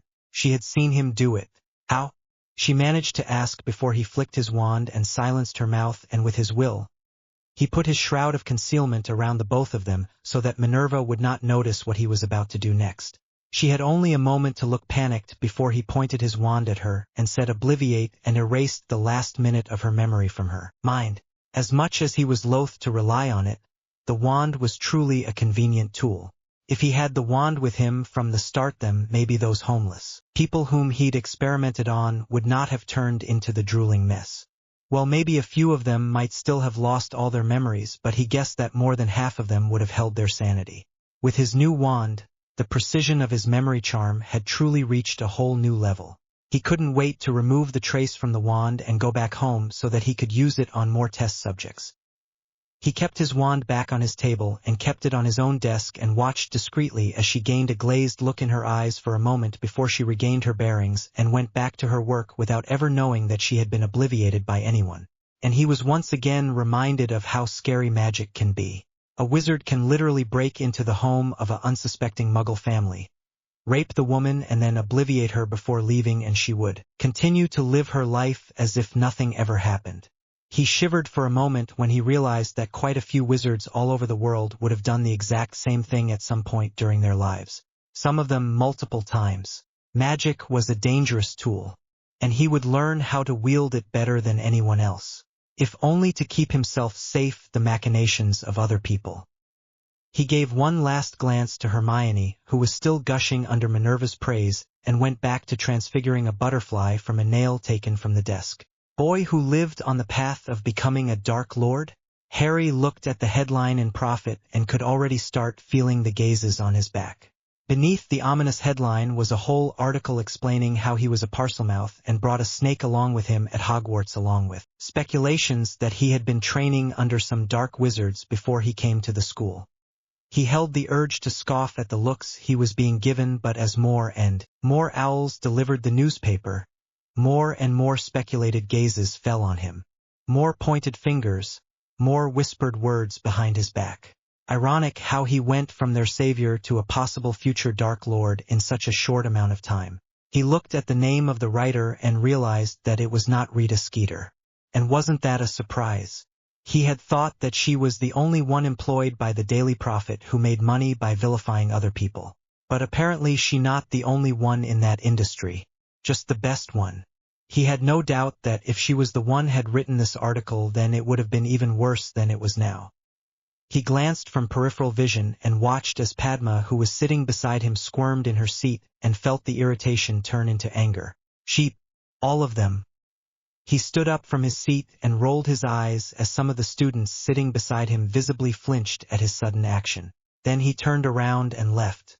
The Prophet had ruined his reputation, but he had already expected something like that to happen, as he knew about how the rag worked from the movies. But the instant negative reaction of the students in the hall still baffled him, and he would never admit it to anyone, but it hurt him a bit that even Padma, who had tried talking with him 3 times since the last day, had squirmed with discomfort for just sitting beside him. Apparently there was big difference in knowing something and experiencing it firsthand. But, oh well, now that he had a reputation, at least the students will stay away from him and allow him to start his plans with ease. He walked through the corridors under his shroud of concealment and followed a pair of unsuspecting Hufflepuff girls back to their dorm rooms. Once he found their dorms, it was easy for him to find the entrance to the kitchen, where he asked the elves to serve him something so that he could eat his lunch in peace. After that, he had Defense Against the Dark Arts class, after which he could truly put his plans into motion. Defense Against the Dark Arts was boring class in more ways than one. For one, Professor Quirrell had only taught them theory for a whole hour, and for another, anything productive that he might have said came out as a jumbled mess because of his stuttering. Just like his previous class, he chose the last corner seat to sit in so that he would not be disturbed by either the students or the teacher before he put on a low-level shroud of concealment on himself and took out the book on warding that he had been reading recently. Even his own desk mate, some bloke from Hufflepuff, did not look at him even once during the whole class, so he knew that his shroud was doing its job spectacularly. But despite that, he felt several intrusions of legitimacy probes during his time in the class and a prickle of pain in his scar every now and then. He had not looked at Quirrell's eyes even once, so how had he used legitimacy on him? But then again, he had not looked at Voldemort in the eyes at the feast either, so it was sufficient to think that Voldemort could use legitimacy without making eye-to-eye contact. Or maybe it was not legitimacy at all and some other form of attack instead. Maybe wraiths simply had access to some different form of mind arts. Thankfully, occlumency shields held themselves together against all the attacks, and he was spared the splitting headache that the original Harry Potter often complained about in the movies whenever he sat in the Defense Against the Dark Arts class. At the end of the class, he had gone through 2 chapters in his warding book, and the other young witches and wizards in the class looked thoroughly bored and had learned absolutely nothing at all. "It's not easy to find you two, you know," Harry said as he entered the empty classroom where the 2 pranksters were brewing some kind of potion for God knows what. Both of them turned abruptly at his presence, but before they could say another word, he cast 2 quick spells at them in which put them into full body bind at once. before both of them could fall on the cauldron they were brewing on. He flicked his wand and sent them toward the 2 chairs at the corner of the otherwise empty classroom. Even in their partially petrified state, he could see the fear in their eyes as he bound them with ropes and took their wands for himself. He felt no need to check for a spare wand on their bodies because he knew that the Weasleys were a poor family who were not even able to buy a new wand for Ron, so buying a spare wand was a luxury that they would hardly be able to afford. Then he removed the petrifying spell from their bodies and watched in silence as their faces contorted with anger and a bit of fear. "Harry Potter," one of them said. "The boy who lived." The another one continued. "The savior of the wizarding world." The first one said with a mocking voice. "The vanquisher of the Dark Lord. A Parselmouth, and a future Dark Lord. What is the meaning of this? Why are you doing this to us? It's not like we've ever..." Before they could continue their antics any longer, he swished his wand and both of their mouths shut together at once. "You have something that is created by my father, my godfather and his friends," he said in a soft voice which reverberated in the empty classroom. Interesting effect. Maybe he could use some kind of spell on his voice to always get this scary edge. Both of them shook their heads frantically at his words, and he said, "I'm talking about the Marauder map, you fools." At his words, the both of them looked at each other and went into some kind of silence conversation. He let them converse among themselves, but when they said nothing for almost a minute, he lost his patience and flicked his wand once again before imagining the Marauder map in his mind. "Accio Marauder's map," he said, and sent forth his will and magic through the wand, and in a few seconds, a roll of parchment flew out of one of the robes kept at the corner of the room, which he caught in his hands easily. He wondered why he had not done this at the start. If he had, then he would not have to converse with the annoying twins. Oh well, live and learn. He unfurled the parchment, and just like he had predicted, it was empty. "I solemnly swear that I'm up to no good," he said, and tapped the parchment and watched in fascination as lines started to form into parchment, and soon enough, a large portion of the area he was standing on became visible in the parchment, along with the footsteps and names of the people in the corridors and rooms. With a smile he rolled up the parchment and looked at the twins, who were eyeing him with apprehension, and pointed the wand at them. If he was better at the memory charm, he would have been able to erase the very existence of the Marauder's map from their memory. But since he was not that good, he had to contend with simply erasing their memory of meeting him in the room. At some point in the future, they would realize that the map is missing from their robes, but hopefully they'll just think that they dropped it somewhere or something like that, and not suspect that someone stole their map and obliviated them. With a jaunty tune, he unfurled the map to make sure that no one was following him, and went to the 7th floor, where the painting of Barnabas the Barmy teaching Belle dancing to the trolls was hung on the wall, and smiled. Rowena Ravenclaw's diadem. Despite seeing the location of the diadem in the movie, it still took him 2 whole hours to find the diadem in the Room of Hidden Things. And those 2 hours only made him realize how large the Room of Hidden Things actually was. And not only was it large, but it was also filled with thousands of things that were filled with magic of one kind or another. Even Selena, who was exceptional at sensing magical auras, was of no help because of the thousands of different kind of magical auras in the room that stung her magical senses so much that she could do nothing to help him in his search. Regardless, when he found the diadem, he made sure to not touch it under any condition. The original Harry Potter truly hated Voldemort for killing his parents and thus would never fall under the influence of the Dark Lord, but he had no such defense, so he had to be extra careful around the horcruxes. He levitated the horcrux from a distance before dropping it inside the bottomless purse that he usually used for carrying money. He had needed a container to hold the horcrux, so he had emptied the bottomless purse in order to keep the horcrux inside of it. But even now, he could see the dark magic inside the horcrux fighting against the magic of the bottomless purse, and it won't be too long before the whole purse would be contaminated by its evil aura and lose all of the magical charms placed on it. And he was not even surprised by that, as he already knew that a horcrux corrupted anything it touched. The purse was worth 40 galleons, but if he could use it to keep the horcrux in check for some time, then losing the purse would be worth it. Plus, it was not like 40 galleons meant all that much to him. He checked the Marauder's map once again in order to make sure that the whole corridor was empty before leaving the room, after which he started walking outside the room once again.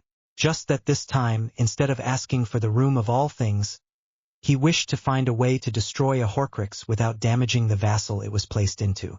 After all, the diadem was the most valuable possession of Rowena Ravenclaw, who was one of the greatest who ever lived. He knew that he was capable of destroying the diadem if it came down it. But he was not willing to lose such a precious artifact without actually trying to save it.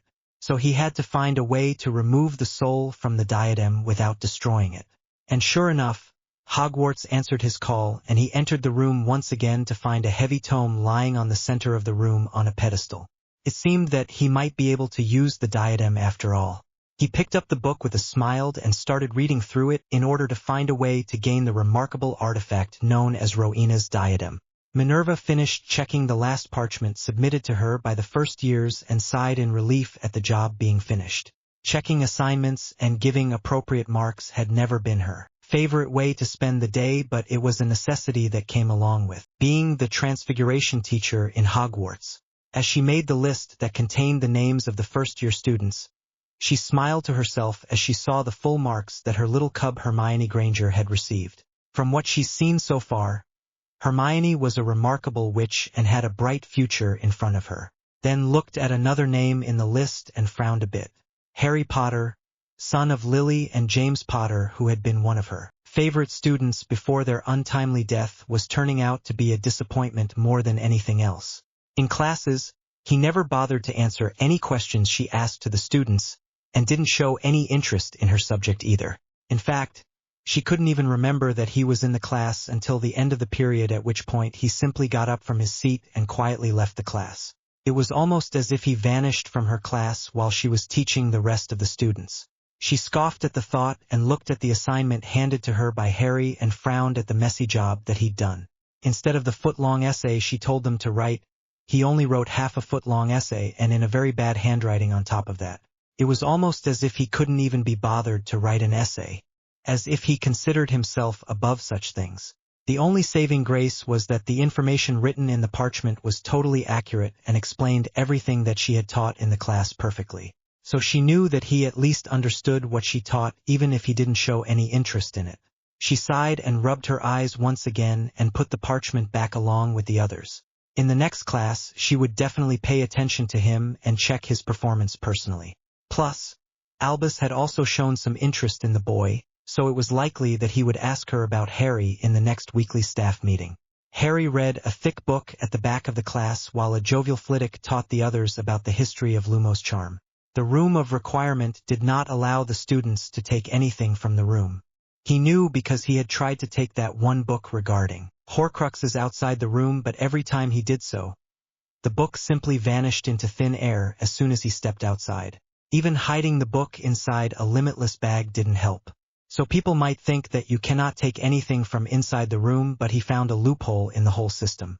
Just because he cannot take the book outside the room didn't mean that he could not copy the text inside the book into another book. Neither did it place any restriction on things that you copied from the original ones. The book he was now reading was the result of a simple Gemino charm performed on the original book. It was by no means permanent and would dissolve into thin air before the end of the day. But he had no qualms with that, since he would go back to the room of requirement before the end of the day anyway, and if he wanted the book then could simply make another copy of it once again. His new face looked a bit haggard, as he had been studying continuously since last night, but his shroud of concealment made sure that others didn't pay much attention to him. He ignored Flitwick's rambling in the background and focused on completing the book as soon as possible and understand what he needed to do to remove the soul of Voldemort not only from the diadem but also from his scar and the other horcruxes as well. After all, if he could save the diadem, then why shouldn't he do the same with Salazar's locket and Hegla's cup? A bump in his shoulder broke his concentration, and he turned and looked at a very young Blaise Zabini who was pointing at the front of the class. "Potter, Mr. Potter." He turned to find Professor Flitwick looking disapprovingly at him for having ignored him in the class. "Yes, sir," he said and pushed the book in his bag. "Mr. Potter, did you understand how to perform the Lumo's charm properly?" The diminutive professor asked from atop his pile of books, and Harry gave a bitter smile as the whole class focused their attention of him. It seemed like Professor Flitwick was paying extra attention to him in the class, otherwise he would not have broken through Harry's shroud so easily. I believe I do, Professor, he said with a confident nod. Wonderful, Flitwick said with a childlike glee, and Harry had to smile at the professor's antics. There was just something so innocent about this man that Harry couldn't help but respect him for it. Then would you please show it to the rest of the class? Flitwick asked. Yes, Professor, he said, and pulled out his wand from the holster and pointed it in the air and hissed Lumos in Parseltongue, and a bright white light filled the whole room, removing any darkness from it altogether. Then he stopped supplying more magic to the wand, and the light slowly faded away from the room, leaving behind stunned children who rubbed their eyes in order to get a clearer vision of the room. Oh, wonderful, Mr. Potter. Absolutely wonderful, Professor Flitwick said cheerfully, even while he was rubbing his eyes from being blinded by the spell. That was an amazing application of the Lumo's charm, if not a bit overpowered. 5 points to Ravenclaw for such a good demonstration. You may sit down now, Mr. Potter, he said while practically jumping on his books from excitement. Harry sat back down on his seat and watched with some amusement as the rest of the class gave him a wary look at his liberal use of Parseltongue before going back to their work. I've never seen such a strong Lumos spell, Blaise commented from beside him at Harry's questioning gaze. He continued. All I heard was a terrifying hiss followed by a blinding light. Did you really spoke the spell in Parseltongue? He asked conspiratorially, and Harry wondered if he should tell the truth to a Slytherin who might use this knowledge against him someday. But then again, even if the truth comes out that saying the incantation Parseltongue gives better results, it's not like anyone else could do anything about it, considering how Parseltongue was an ability that couldn't be copied. Yes, he replied. Incantations said in Parseltongue produce better result than incantations said in Latin. Blaise nodded his head at that and went back to jabbing his wand and trying to perform the spell, unsuccessfully. Harry of course didn't inform the Slytherin that he could easily perform such overwhelming spell with the Latin incantation or even the English word just as easily. In fact, he could easily get the same results without even using a wand, but he wanted to be seen as a genius, not a monster. The reason for his spectacular result was the fact that out of all the students in the class, he was the only one to understand the importance of using your will and intent behind a spell. Harry looked around the room and found Hermione looking at him curiously, but as soon as their gazes met, her face turned red and she went back to practicing the charm. As it so happened, she was once again the only one in the room beside him who was successfully able to cast the charm by the end of their first period. Harry shook his head and observed the rest of the students discreetly. Now that everyone had gone back to their own task, he used his shroud of concealment once again and went back to reading the book on souls and possessions. It was quite an interesting book after all. The simplicity of removing a soul from an artifact. Harry put the book back inside his bag and left the room after all the other students had left. He had no motivation to chat and mingle with the other kids, so he always strove to leave either before everyone else or after everyone else had already left, and since he sat in the last seat and the door was near the front seat, he went out after everyone else had already left. As he walked out of the room, he realized that it was lunchtime and everyone else had already left for the Great Hall. He would have done the same, but he didn't felt like going to a place where he would once again come under the scrutiny of so many people. The episode with the prophet declaring him a Dark Lord in the making for his liberal use of Parseltongue was still fresh in his mind. So, while the rest of his classmates went to the Great Hall to the right, he instead took the left, and with the intention of going to the Hogwarts kitchen instead. But as he started walking down the halls, Selena raised her head and swiped the air a few times with her tongue before hissing at him. Harry, there's 4 magical signature up ahead at the next corner hiding behind the wall, she said and gazed at the next intersection warily. Harry stopped walking abruptly and took out his wand and Marauder's map at once. Draco Malfoy, Vincent Crabbe, Gregory Goyle, and Theodore Nott. He murmured with disdain at the 4 names in the map before he put it back in his bag, used the shroud of concealment to its full effect and sneaked behind the 4 Slytherins who were waiting to ambush him at the intersection. Need to pay the half-blood filth for being so presumptuous, Draco said with disgust, and Crabbe and Goyle nodded their heads like the perfect minions while Theodore frowned at them. Are you sure about this, Draco? Theodore asked with concern, which only made Draco even angry. He didn't like to be questioned in front of his subordinates. Yes, I'm sure. And it's not like we're going to kill him or something. Just stun him, take all of his clothes and stick him to a wall. Draco said with a grin, and Harry raised an eyebrow at that. Seems like he didn't scare the blonde ponce as much as he intended to. Or maybe Draco was just a retarded child who didn't understood the concept of not playing with fire. Yes.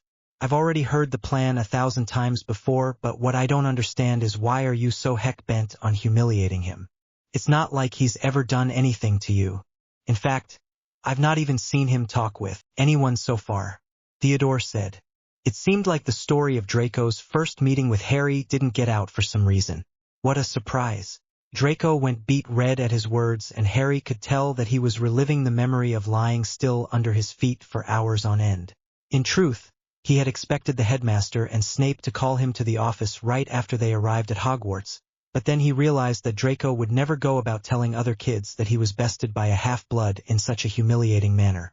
Hermione was never one to gossip, nor did she had any friends to do it with, and the 3 Hufflepuffs probably didn't want to get under Draco's radar, so they chose to remain silent as well. That would explain it. He smirked as he saw the 4 of them whispering to each other and waiting for him to arrive so that they could ambush him with their superior numbers. Oh well, I guess I'll forgive Theodore this time, since he didn't seem all that interested in harming me. With that thought, he raised his wand and fired off 4 stunners in quick successions, and before they could fall to the ground, he pushed them to the wall and used a sticking charm to stick them to the wall. It was not hard to remove their clothes from Crabbe's and Goyle's bodies, which left them with only their underwear. Of added effect, he filled their underwear with pink teddy bears on a white background. He left Theodore alone, but then he moved to Draco, and a mischievous glint shone in his eyes. That day students of Hogwarts would find Draco Malfoy stuck to a wall, while wearing a cute white girly dress with Primus of Slytherin written above his head. A name that would stick to him for years to come. "Where were you last night?" Terry Boot asked as Harry entered the room to pick up some books and clothes for later. "None of your business," Harry said and started packing his bag. He never truly planned to share the room with Terry, but since the other boy stayed here every night, he might become a problem if he went to the teachers and told them about his absence from the room every night. "It is my business. You're my roommate and you were not here last night. Tell me where you were or I'll tell Professor Flitwick about your absence." Harry stopped what he was doing at one and turned to stare at the 11-year-old boy with an odd look. Did the boy really just blackmailed him? How did someone as stupid as him entered Ravenclaw house? He grinned a bit and let out some of his power and willed it to pressure the boy from all sides for a few seconds until the boy literally crumbled under the pressure and fell to the ground while looking at him fearfully. "You do that and I'll become your enemy. And you don't want an enemy sleeping in the same room as you, do you? Keep your mouth shut and we'll both get along just fine. Do you understand, roommate?" The boy whimpered in fear and nodded his head, so with the barest of nods, Harry removed the pressure from him. A foolish boy, but just a boy nonetheless. No need to be too hard on him. And he still needed to read the book regarding soul and possession, and the faster he did it, the better it'll be for him. He did felt like a jerk for terrorizing his fellow roommate, considering how the boy was only 11 years old. But he also knew that if he didn't nip this problem in the bud, then it would only come back to bite him in the butt in the future. Creating horcrux was one of the most obscure form of dark arts. So obscure, in fact, that only a few people in the whole Britain knew about it. All the books and tomes that contained knowledge regarding horcrux had been removed from the world by people who were afraid of his art, and considering how this knowledge could give people like Voldemort a form of immortality, they would not be considered wrong in taking such precautions. So when you ask someone to remove the soul from an object, usually, people would think that it would be a really hard thing to do, and only that someone who has mastery over soul arts would be able to perform such a task. The truth couldn't be more different than that. A ritual circle created from human blood, and a very simple potion created from ingredients found in the potion master's room, and another object to house the soul after it had been banished from its original place. These were all the ingredients required for the ritual. The procedure was quite simple as well. Make the object that's housing the soul so uncomfortable that the soul would want to transfer away from the object. In essence, it was no different than annoying a child so much that he would rather get up and sit in the next bench away from you than remain in the same bench. The potion was dripped on top of the diadem, and its healing effects worsened the condition of the soul inside it. The runic circle helped the soul go from the diadem, another object that Harry had selected randomly from the room of requirements. A silver mirror in this case. And by the time the whole potion had been dripped down on top of the diadem, the soul transferred from it to the silver mirror, leaving the diadem in pristine condition just like how it was before it was possessed. Harry pocketed the newly cleansed diadem and kept the silver mirror inside the room of all things so that he could destroy it in the future. He knew that he was far more powerful than any of his classmates, but he also knew that he was not strong enough to control the fiendfire, otherwise he would have already destroyed the silver mirror. He had seen the consequences of casting fiendfire without being able to control it in the movies, so he knew the dangers of performing that spell. The silver mirror will have to wait until he becomes powerful enough to cast fiendfire or until he gains some basilisk venom for himself. Well, at least he had finally gotten his hands of Lady Rowena Ravenclaw's precious diadem. That ought to call for a celebration. Not that he had any friends to celebrate with. But still, things were looking good. Once-in-a-century genius, Mr. Potter. Our new celebrity. Snape drawled, and Harry held the urge to bang his head on the table and groan. Could this things become any more cliched? Why had he thought that coming to the potions class would be anything but a waste of his precious time? Oh, because it will keep Albus off his back. He's not even afraid of the old man. Wary, yes, but afraid, no. Still, the rest of the staff might not notice the irregularities regarding him, but Snape, who was a double agent for both Voldemort and Dumbledore, would definitely notice his actions and then report them to Dumbledore as soon as possible. So it was within his best interest to act like a normal kid in front of Snape. Now only if the bloke would not go out of his way to bother him. The only reason he was tolerating Snape was because he knew from the movies that no matter how badly Snape treated him, he always looked after him as well. Tell me, what would I get if I added powdered root of asphodel to an infusion of wormwood? Dear God, even the questions he asked are the same ones. Does he keeps a list of questions that he usually asks a kid he doesn't like? Don't know. He replied nonchalantly and saw the Hufflepuff girl sitting beside him squirm in discomfort. What was her name again? Who cares? If he didn't already knew her, then she was most likely a cannon fodder either way. Don't know, sir. Snape said with his unusually soft voice that somehow still managed to echo in the dark room. Harry wondered if there was some kind of spell that produced that sound effect or if it was completely natural. Don't know, sir. He managed to say after controlling his budding irritation. He could disrespect the man and then get into a childish argument with him, but was there really a point to it all? Just act like you're talking with a person whose mother died last night and everything will be just fine. Good. Let's try again. Snape said, where, Mr. Potter, would you look at if I asked you to find me a bezoar? I don't know, sir. He said despite knowing the answer all too well. Just like he knew the answer of the first question. And what is the difference between the Monkswood and Wolfsbane? The only solace was the fact that at least there was no Hermione Granger in Ravenclaw or Hufflepuff house. It would be terribly irritating if someone raised his or her hand to answer the questions for him while he was trying to hold back. He was even more thankful that there was no Malfoy in the class either, because he was quite irritated already, and if he would have to see that blown Ponce smirk at him even once, he would send the kid to the infirmary. After the class, of course. I don't know, sir. He said, and wondered how long it will take for the class to end. Pity. Snape said, a tad bit more irritated by his nonchalant attitude than the one he saw in the movie. Clearly, fame isn't everything. Is it, Mr. Potter? He kept his head down and hoped that the bat would leave him alone after this. It was getting rather tiring to act like a scared little boy, and he was never any good in acting either. There was only so much he would take before he decided to blow up. Thankfully, that was all Snape said before he went back to the podium and wrote the instructions on the blackboard and told the kids to follow those instructions and create the potion.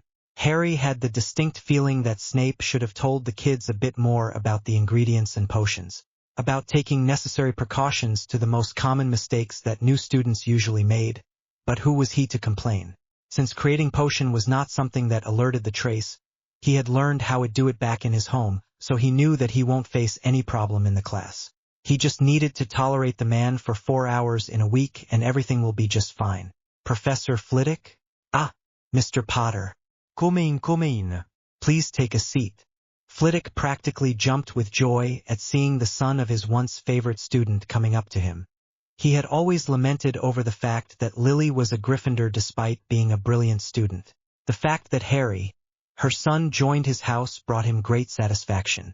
The fact that Harry was able to perform brilliant charms work, as shown by the Lumo spell in the last class, made him feel even more excited for the future of the young boy. He had already planned to set up a meeting with young Harry in the future, considering how the boy was a first year in his house, and he made it his job to know each and every student of his house on a personal level. But the fact that Harry came to his room himself was even better and made him wonder why the boy would seek him out so early in the term. "Mr. Potter," he said jovially once the boy comfortably sat down on the chair, "what can I do for you?" The boy waited a moment before answering. "I read about a charm in one of the extra books I bought before coming to Hogwarts. It had a charm on it that I was very interested about." "Oh, and what charm would it be, Mr. Potter?" Flitwick asked. He found himself sitting on the edge of his with anticipation. "The Gemino charm," Harry said, and Flitwick felt his eyebrow shot up in surprise. "That is a fourth-year charm, Mr. Potter. I could understand why you would have difficulty in performing the—" "You misunderstood me, Professor," Harry interrupted him, and Flitwick was almost reminded of all the times when Lily did the same thing.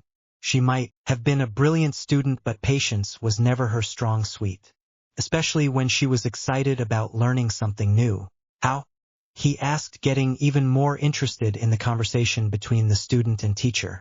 "I already know how to successfully perform the Gemino charm, Professor." "Really?" Flitwick asked in surprise and wondered how the boy was able to do it. The fact that he was able to perform a fourth-year spell in his first year would make him nothing short of a prodigy. And despite all her talent, even Lily was never so good at understanding and performing such complicated charms at such a young age. Of course, that was if Mr. Potter was not lying to him. But he wanted to give young Harry the benefit of doubt, just like how he would do for any other student. "Forgive me, but can I see you performing the charm, Mr. Potter?" he asked and gestured at an empty cup sitting on his desk. Anyone else in his position, even Minerva, might have called the boy a liar for saying that he was capable of performing a fourth-year charm in his first year. But Flitwick was nothing if not indulgent with his claws. "Definitely, Professor," Mr. Potter said, and within the next moment there were two identical cups sitting in front of himself, and Flitwick was left wondering if he gotten too old and if his eyes were still performing as well as they should. No, he was not that old yet. And no, his eyes were working perfectly well, but what he saw in front of himself was something that he was finding hard to believe. Mr. Potter had performed the charm perfectly.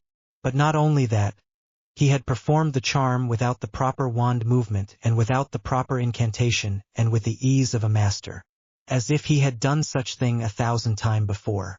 Now Flitwick himself could get away with things like this, but he was a true master of his profession. Harry was not. And yet, the boy that done it, the boy who had not even joined the magical world for a month, and he was performing complicated spells like he'd been doing it for a lifetime. That was shocking, for the lack of a better word. This discovery needed some discussion with the other staff members and possibly the headmaster. If only because he wanted to brag a bit about the once-in-a-century prodigy in his house. Professor, Flitwick jolted from his thoughts and realized that Mr. Potter was looking at him with some concern. "Is everything all right, Professor?" Yes. The charm was performed wonderfully, Mr. Potter." "Thank you, sir. But I needed your help with something else." "Oh, pray tell what it was, Mr. Potter?" he asked, getting excited once again. "As you can see, the charm was performed perfectly, but as of now, the cup is still a simple magical construct that would disperse in thin air after a given amount of time." At Flitwick's nod, Harry continued, "I want to learn a way to make these constructs permanent."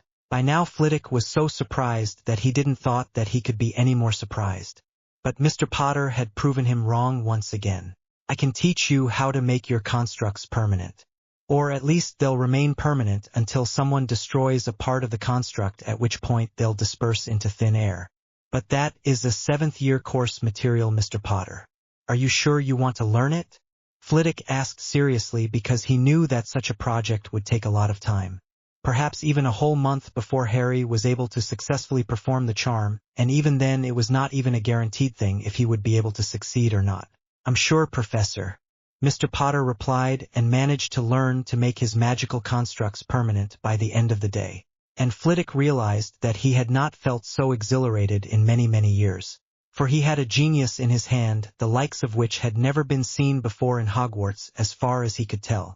Library in the room of requirement. I want to see all the books in Hogwarts. I want to see all the books in Hogwarts. I want to see all the books in Hogwarts. A grinding noise permeated through the hallway, and he opened his eyes to see the wall slowly change into a large door in front of his eyes. He opened the map to make sure that there was no one around before entering the room. And the first thought that came his mind as he entered the room and saw the large amount of books kept in large bookshelves in a room that was 4 times larger than the Hogwarts library was, oh my God. The second thought that came to his mind was copying so many books will take a lot of time. The third thought being, I'm going to need a bigger trunk to carry so many books. He was allowed to take as many things from the room of hidden things as he could take with him, but the same could not be said for the room of requirement. Pity. Still, he would take as many books from the room of hidden things that he could find before he would move on to copying the books in the room of requirement. As for time, he planned to do something about that as well. He looked at the chaotic realm in front of him, known as the room and hidden things, and sighed once again. He was not sure if his master plan would bear any fruit or not. After all, he had no idea how long it had been since the time-turners were invented.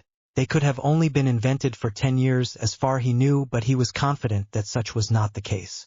In fact, he was pretty sure that time-turners were in production for the past few centuries. Still, how many people carried a time-turner with them in the past few centuries? And how many of them were irresponsible enough to lose their time-turners? Well, he was going to find out soon enough. He looked at the room with some trepidation, because if he was unlucky then a whole bunch of things were going to fall on top of his head, and raised his wand in the air and said, Accio time-turner. 7 people. That's how many people were irresponsible enough to lose their time-turners in the past few centuries. Well, not all of them irresponsible considering how 4 of those time-turners were broken in some form and merely been discarded because they had stopped being useful. He had hoped there had been more irresponsible people in Hogwarts in the past, but he could make do with what he had. 3 time-turners.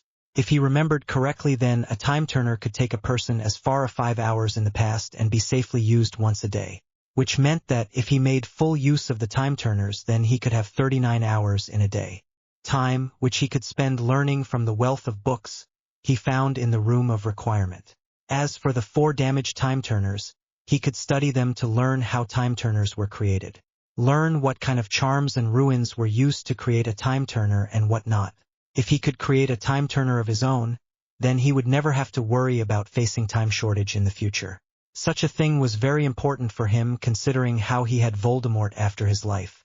Still, until he could create a time-turner for himself, he planned to use these 3 time-turners to get as much time as he could.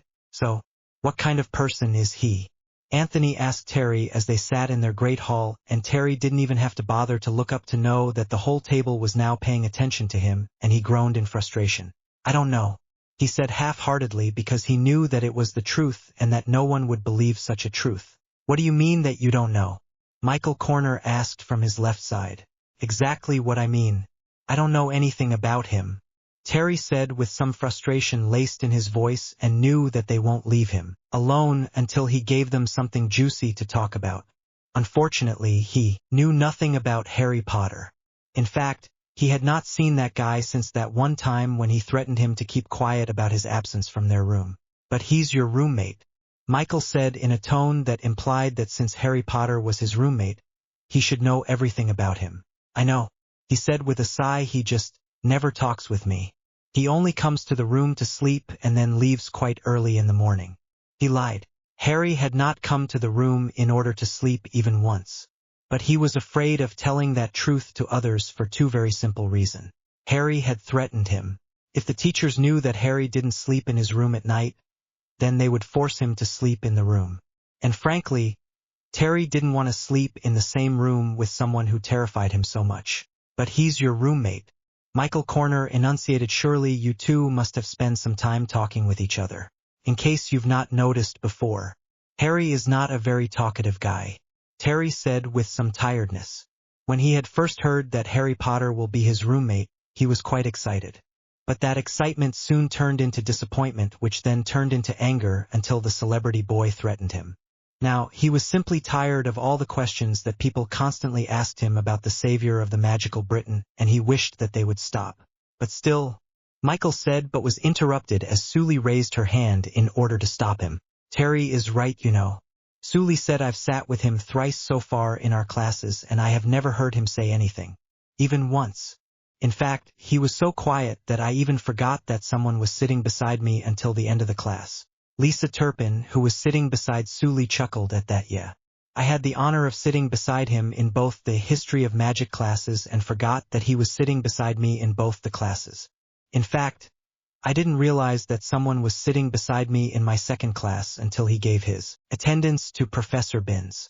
The chatter dropped down as soon as she said that, and the whole atmosphere turned somber at once as they suddenly realized that such a thing was not natural by any means and started giving contemplative looks to each other. You know, guys, I don't think I remember seeing him in any of the classes I've attended so far, Anthony said with a quiet voice.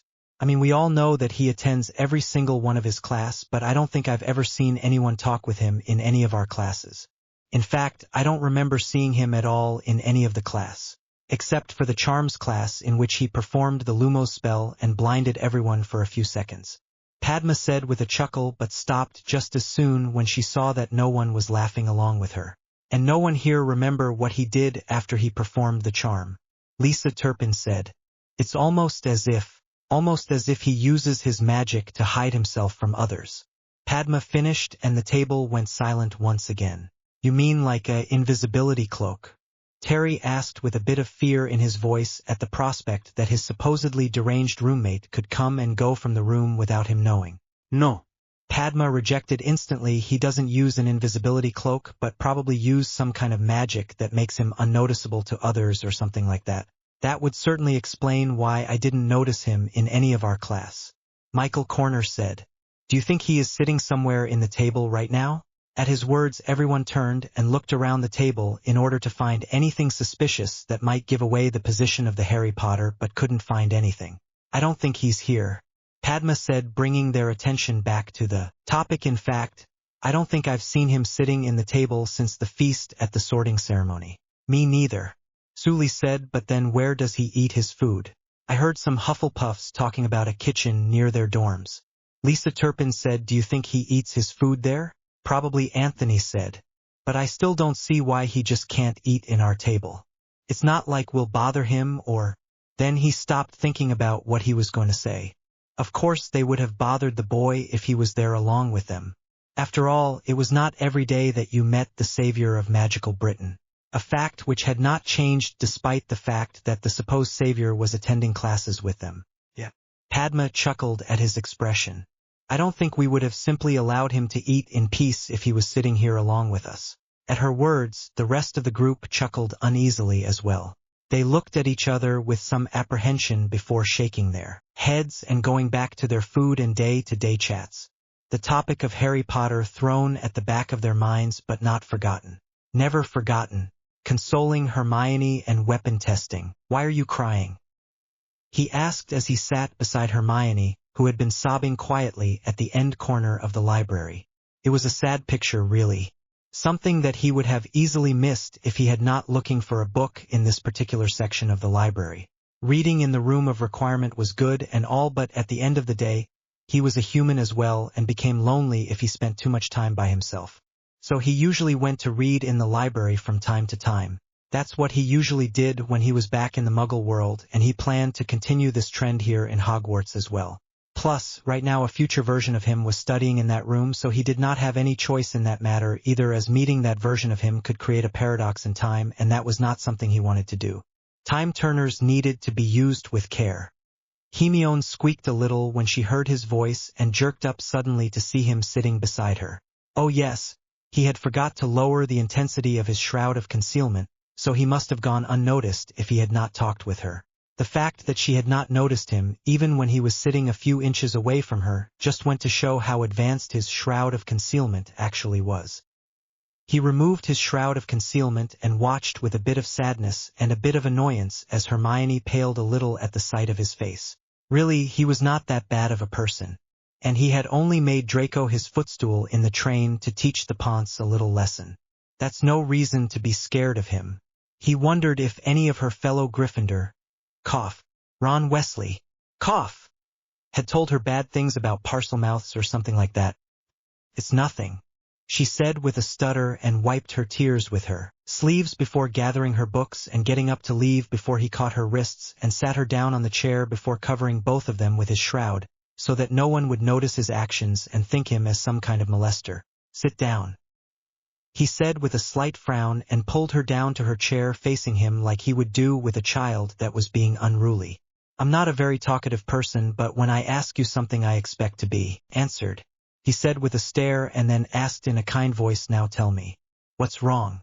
Why were you crying? She fidgeted under his gaze for a moment before looking down at her shoes and bit her lips in an adorable way before she replied, it's nothing. He raised an eyebrow at her words. So it's your hobby to cry in the library? He asked with a smirk which became even more pronounced at the glare she sent his way. You look cute when you're angry, he said, and her eyes widened at once and her whole face turned scarlet before she looked at her feet once again, biting her lips in that adorable way, all signs of previous anger long gone and forgotten. He sighed a bit before he pulled his chair closer to her and sat in front of her, so that their faces would only be inches apart, and took both her cheeks in his hands and wiped her tears with his thumbs. It's not nothing, Hermione. Now tell me why you're crying, he asked kindly, ignoring the urge to knead her soft cheeks. Gods, she was cute. That little bit of kindness was all it took before she came apart and started crying. He gave her a hug, and it didn't take very long before she started telling him the whole story, all the while sobbing in his arms. He wondered if he would have shown her the same amount of kindness if he had not known that she would grow up to become so beautiful in the future. He most likely would, because her intelligence and drive to work hard was more attractive to him than a pretty face. Although he would admit that her pretty face gave her extra credits in his book. Her sob story was not that different than he had imagined. She had come to this magical world thinking that she would show her intelligence and show what an accomplished witch she was and make new friends in the school. But it so happened that none of the teachers aside from Minerva and Flitwick seemed remotely interested in her ability to cram knowledge in her brain, and her housemates were not very pleased with her trying to show them up in the classes either. Harry had to admit that she did seem a bit irritating in the classes, but that was no excuse for her housemates to treat her so badly and crush her dreams and hopes like that. The fickle nature of these students was one of the reasons why he usually stayed away from the kids, even though he felt lonely from time to time. But he knew very well that someone as talented as Hermione was not easy to find, and that he was very lucky to realize her true potential so early in his life. And he didn't plan to let her go now that he'd found her. By the end of her crying/talking session, Hermione had gained her first friend in the school and Harry had gained his first. Well, he didn't know how he saw Hermione. A friend? A minion? A student? All of them? Well, he didn't know her relationship with him, but he knew that she was someone important to him. Someone who was worth being cherished. Someone who was worth being groomed. Harry looked at the handgun lying on the table in front of him, and then turned to look at the open book lying beside the table to read the charm written on it once more before applying it on the handgun. Then he took out a notepad and started reading the list written on it. Charm to handle the recoil. Done. Charm to handle the noise. Done. Charm to duplicate the bullets to shoot more than one bullet at once. Under progress. Charm to duplicate the bullets in order to get an indefinite supply of bullets until the magic runs out. Not started yet. Charm to increase the weight of the bullet once it leaves the chamber. Not started yet. Do you think I did it right this time, Selena? He asked as he transfigured a large piece of wood into a hand which would hold the gun during the tests in case something went wrong, and the gun went boom before he went and stood at a distance from that hand. How am I supposed to know such a thing, stupid? Selena snapped at him. She had not been in a very good mood ever since he hugged and soothed Hermione back in the library. Turned out that snakes can have a mean jealous streak and can hold their grudges when you don't give them proper attention. Oh well, just wish me luck in that case. Eat a weak old dead rotten rat. She hissed, and he had to stop himself from picturing the image before he put his focus on the task and used his wand to apply the charm on the transfigured hand that would allow it to shoot the gun at the transfigured human dummy in front of the gun. He waited with anticipation as the hand pulled the trigger and boom! He felt his eardrums ring at the unexpectedly loud noise as the chamber of the handgun blew apart along with the transfigured hand. He thanked the gods once again that he was a cautious person and always took his safety in mind when performing dangerous experiments.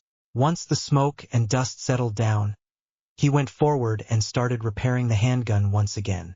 It fascinated him how he could know absolutely nothing about an object and still repair it to its original state with a simple gesture. He had tried to shoot the gun when they applied the silencing and the recoil handling charm, and it had worked perfectly that time, so he knew for a fact that the blast must have happened because of the recently applied Gemino charm. He noted the reason behind the explosion on his notepad before he went ahead and tried to find the solution to the problem. He knew for a fact that Voldemort had 60 years on him, and even if he used his time turners continuously on a daily basis till the end of his 5th year, he would be no match for the Dark Lord in a magical battle. But who said that he had to fight fairly when he could simply add enhanced Muggle weapons under his belt? It would not make him as powerful as Voldemort, not by far.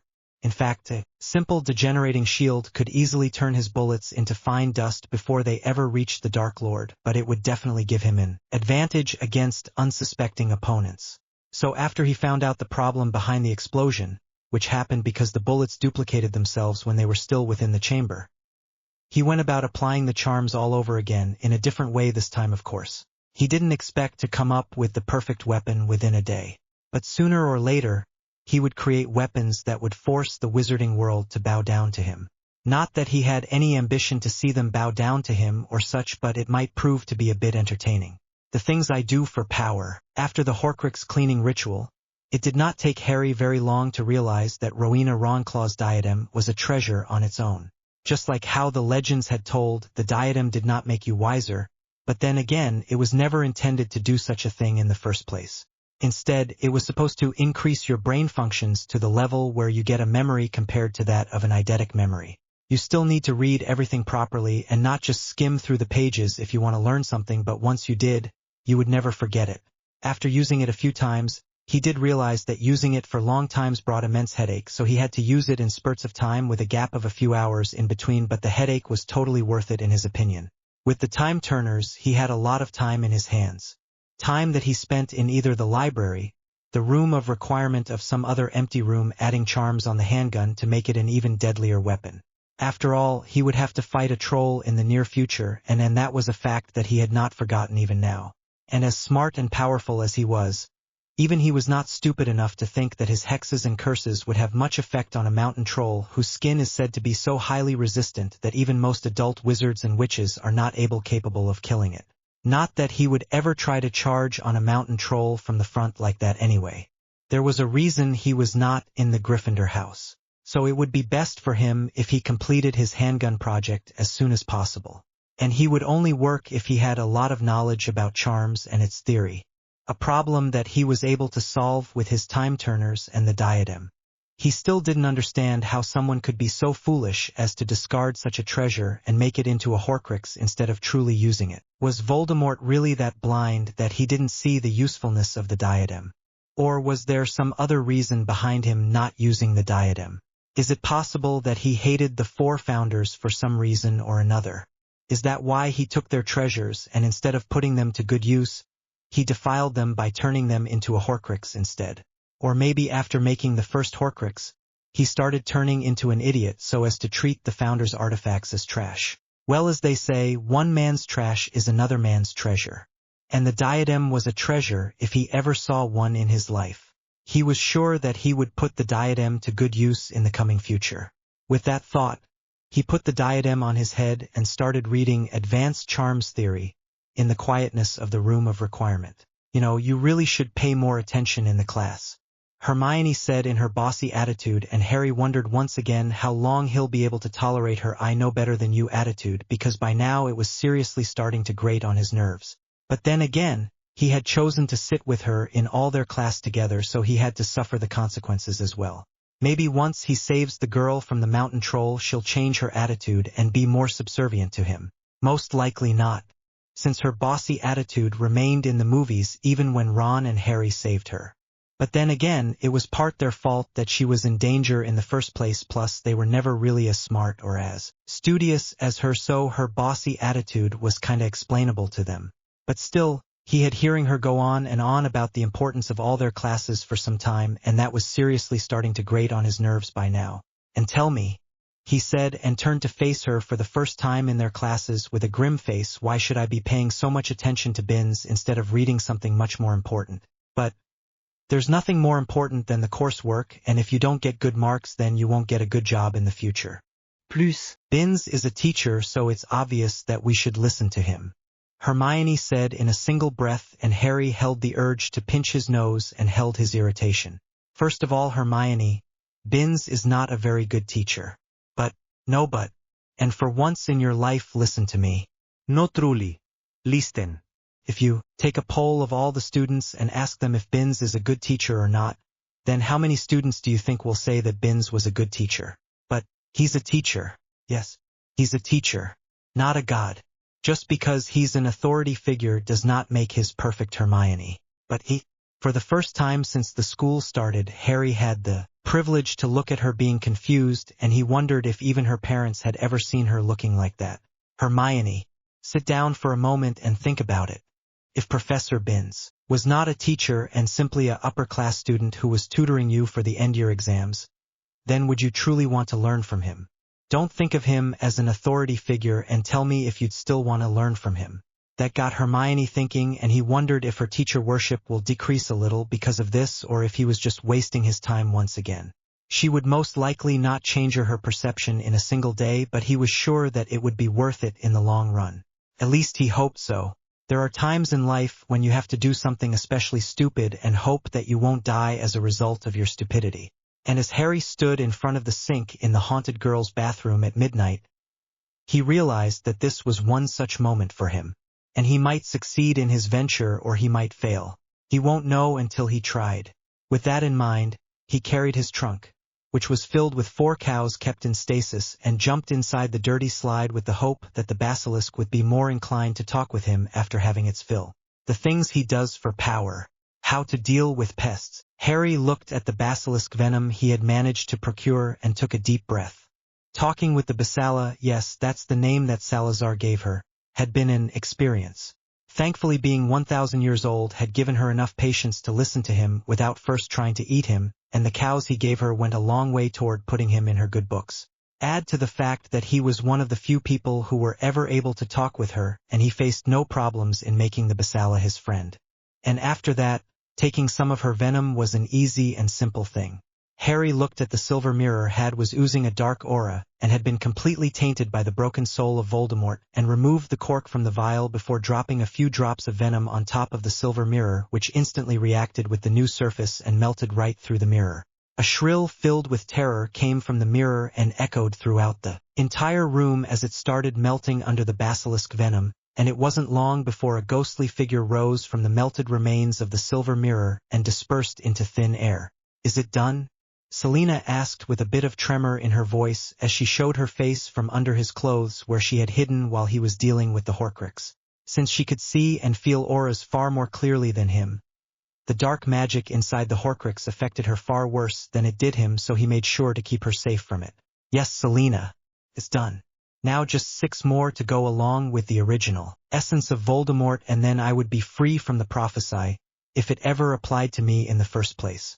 With that thought, he collected the melted remains of Silver Mirror and put them inside a wooden box before throwing it along with the other broken and damaged furniture in the room of hidden things before he left the room. Seriously, Harry, why don't you ever read the course book? If you did, then you would be able to answer some of the questions that our professors ask. He heard her voice and raised up head in time to see her sit in front of him with a huff before she threw down a bunch of large books in front of her. Then he went back to reading the book on human transfiguration that was published some 400 years ago. A pity that the subject was currently illegal to perform according to the ministry. He found the book lying in the room of hidden things and felt rather interested in the subject, which was why he was reading the OT right now. Of course, he had charmed the cover to look like an advanced transfiguration book, just like how he charmed the diadem to remain invisible to anyone else. Just because he was unafraid of the ministry didn't mean that he would needlessly antagonize them. Melinda Servithel, the author of the book, had written about all the things that could go wrong when performing human transfiguration and had warned to never make the transfigurations permanent no matter what in case something goes wrong. He had learned more about transfiguration after reading this one book than he had after reading all the other course books provided by Hogwarts in that subject. Which just goes to show how far the level of Hogwarts has fallen. Or maybe the headmasters in Hogwarts just wanted to keep the children safe. He felt that he should not be judging the ministry and the Hogwarts staff without the appropriate facts. Maybe human transfiguration was just a very dangerous subject and was discontinued and then restricted in order to keep the kids safe, but he had a feeling that there was more to it than that. He went through pages and pages of text in rapid succession, remembering and understanding everything about human transfiguration before he heard someone coming toward him and kept the book down in order to greet the unwelcome guests. Potter. Malfoy drawled with no small amount of venom in his words, and Harry felt the urge to roll his eyes and the childish delinquent in front of him. So this is where you have been hiding all this time, along with your flithy mudblood pet, he said, and the three goons behind him laughed like it the funniest joke in the world, while Harry looked at him with disinterest. You're being a bother, Draco, he said, and sat down on his seat. Leave before I make you wear another princess dress. Draco's face contorted at once as those words left Harry's mouth, and he took a step forward toward him. So you admit that it was you. It really was you, wasn't it? You think you were so clever with that little trick of yours. Wait until I tell my— What do you want, Draco? Hermione asked as she gave an annoyed look to the four Slytherins. Nothing with you, you filthy mudblood, he said, and turned to Harry, who had now closed his eyes in annoyance and was pinching his nose in irritation. You know, Draco, Harry said, and stood up from his seat to face the Monsieur like an annoying pest that is bent on making a nuisance out of itself. Do you know what we with pests like those? He asked quietly, and Draco must have seen something in his eyes, for he suddenly took a step back and looked more scared than anything else. Pot.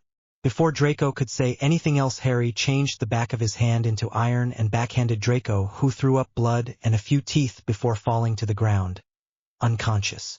Draco's fall had brought attention to their table, and now everybody was looking at the unconscious Malfoy scion with no small amount of shock.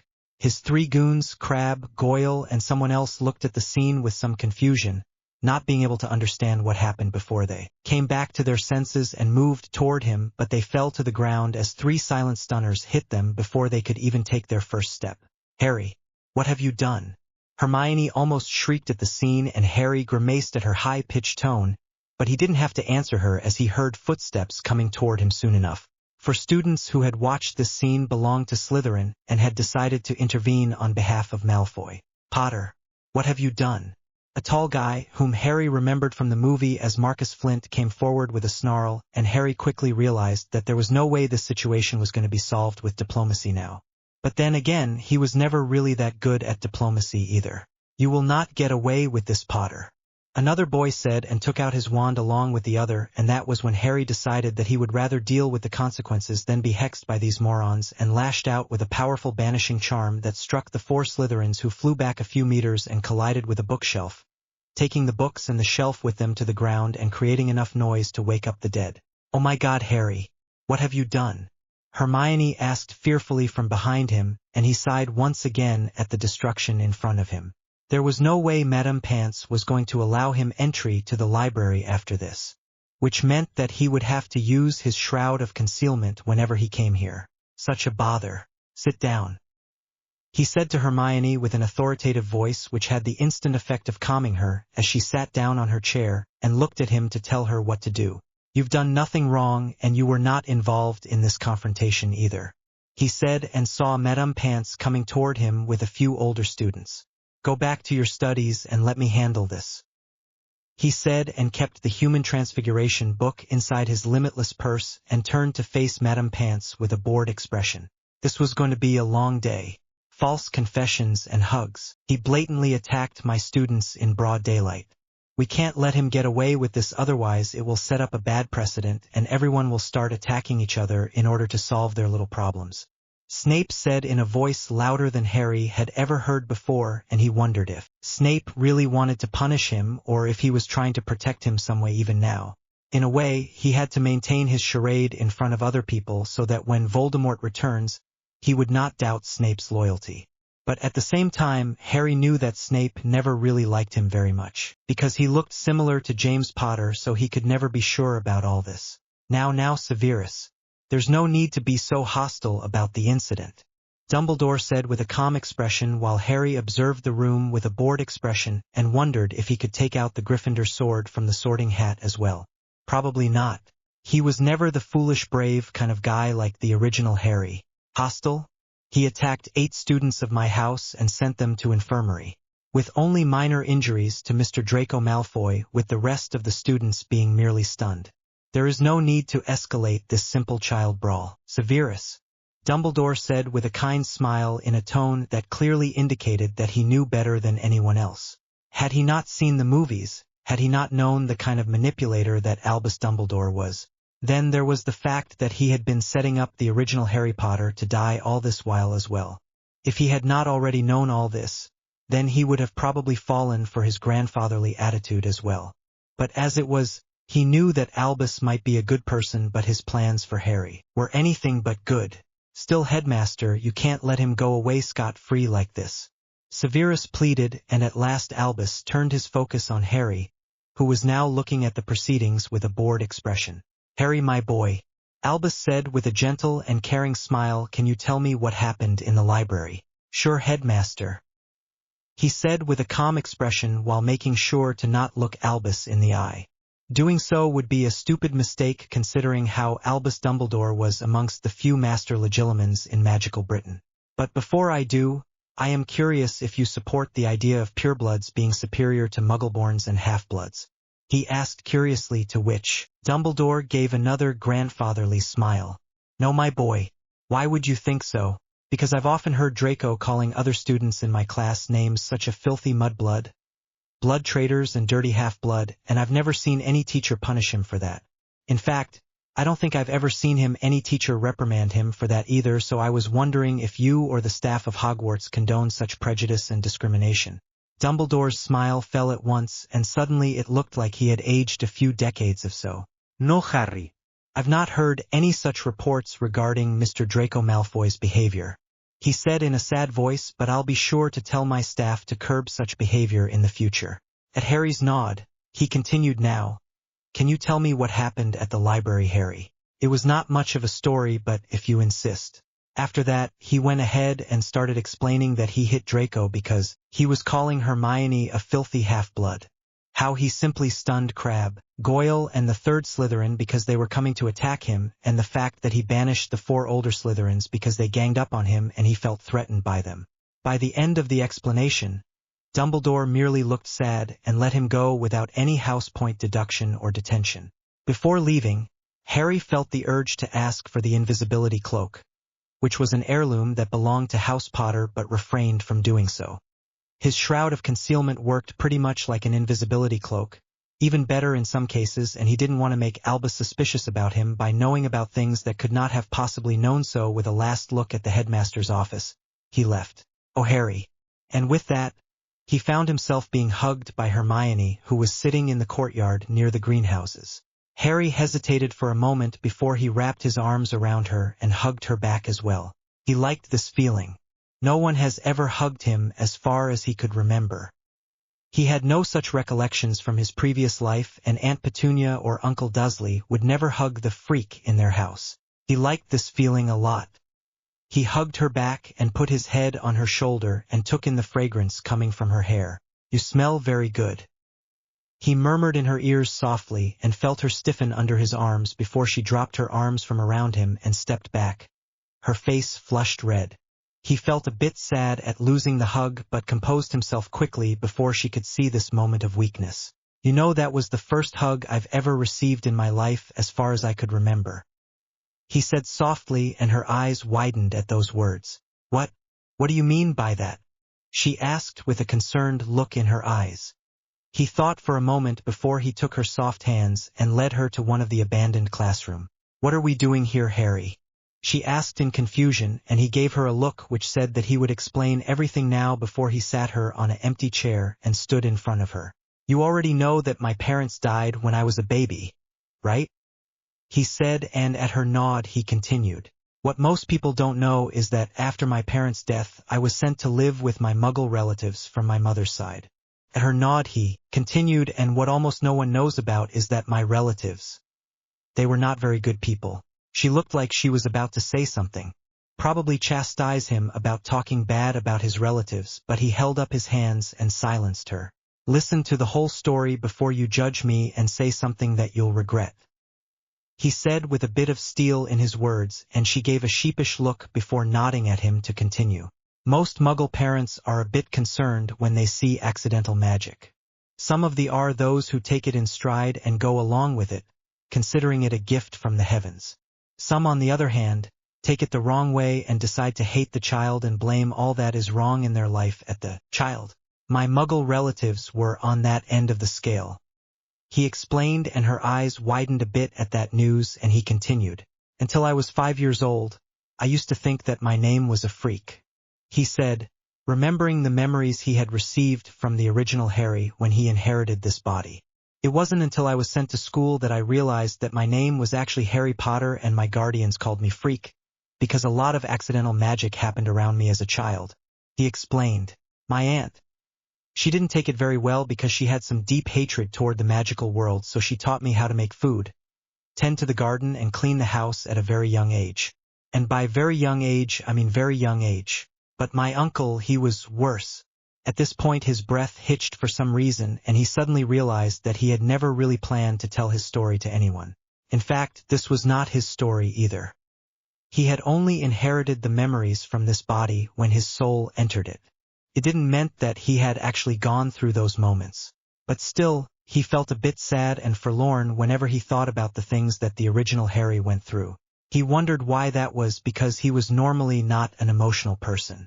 Hermione nodded at him to continue, and with her supportive gesture, he continued, my uncle, he is spending 15-year time in jail for child abuse and domestic violence. He then thought about telling her about what the original Harry Potter had suffered, but then his thoughts went elsewhere and he stood up and removed his robes from his body. Harry, what are you doing? Hermione asked in a scandalized manner and looked away before he removed his shirt, her face flashing pink once again, and he smiled sadly at that. Look at me, Hermione, he said softly, and she slowly turned her head to look at his naked chest, and her face turned beet red at that before her eyes fell on the scars that he'd received from his uncle, at which point all color drained from her face at once. Harry, oh my God, she said as the immensely sad look crossed her face, and she took a step forward to look at his scars, and she raised a hand to touch his scars, but he stopped her and wore his shirt once again. People in the wizarding world believe that I lived in some kind of large castle with a loving family, going on adventure from time to time, slaying ghouls and hags in my wake, he said with a chuckle, and watched with sadness as tears formed into Hermione's eyes. The truth is not so grand, is it? He asked, and she jumped up and hugged him tightly once again. He smiled a bit and wrapped his arms around her waist as well before lifting her off the ground and inhaling her fragrance. That was the second hug I've ever received in my life, he said softly with a sad smile, and realized that this event had already changed something within him, and that their relationship would never be the same after today. Rumors in Hogwarts. Did you hear what happened in the library today? Lavender Brown. No. What happened? Parvati asked as she kept the book down in order to listen to Lavender, who was usually the biggest source of juicy news and rumors going around in Hogwarts. Well, hear this, Lavender said, and waited until all the girls in the common were paying attention to her before she continued. Harry Potter was attacked by Draco Malfoy and a dozen other Slytherins today in the library. A collective gasps went through the common room, and Lavender once again basked in their undivided attention for a moment. What happened then? Parvati asked. Why would Draco attack the Harry Potter? Kella asked from behind Parvati. Ron Weasley snorted at that. He's a evil prat, that's why. Just like all the other snakes. I bet they wanted the glory of beating the great Harry Potter. He spat with some derision, and the girls rolled their eyes at his stupid hatred of all things Slytherin and his unreasonable scorn for the boy, who lived simply because he was not sorted into Gryffindor.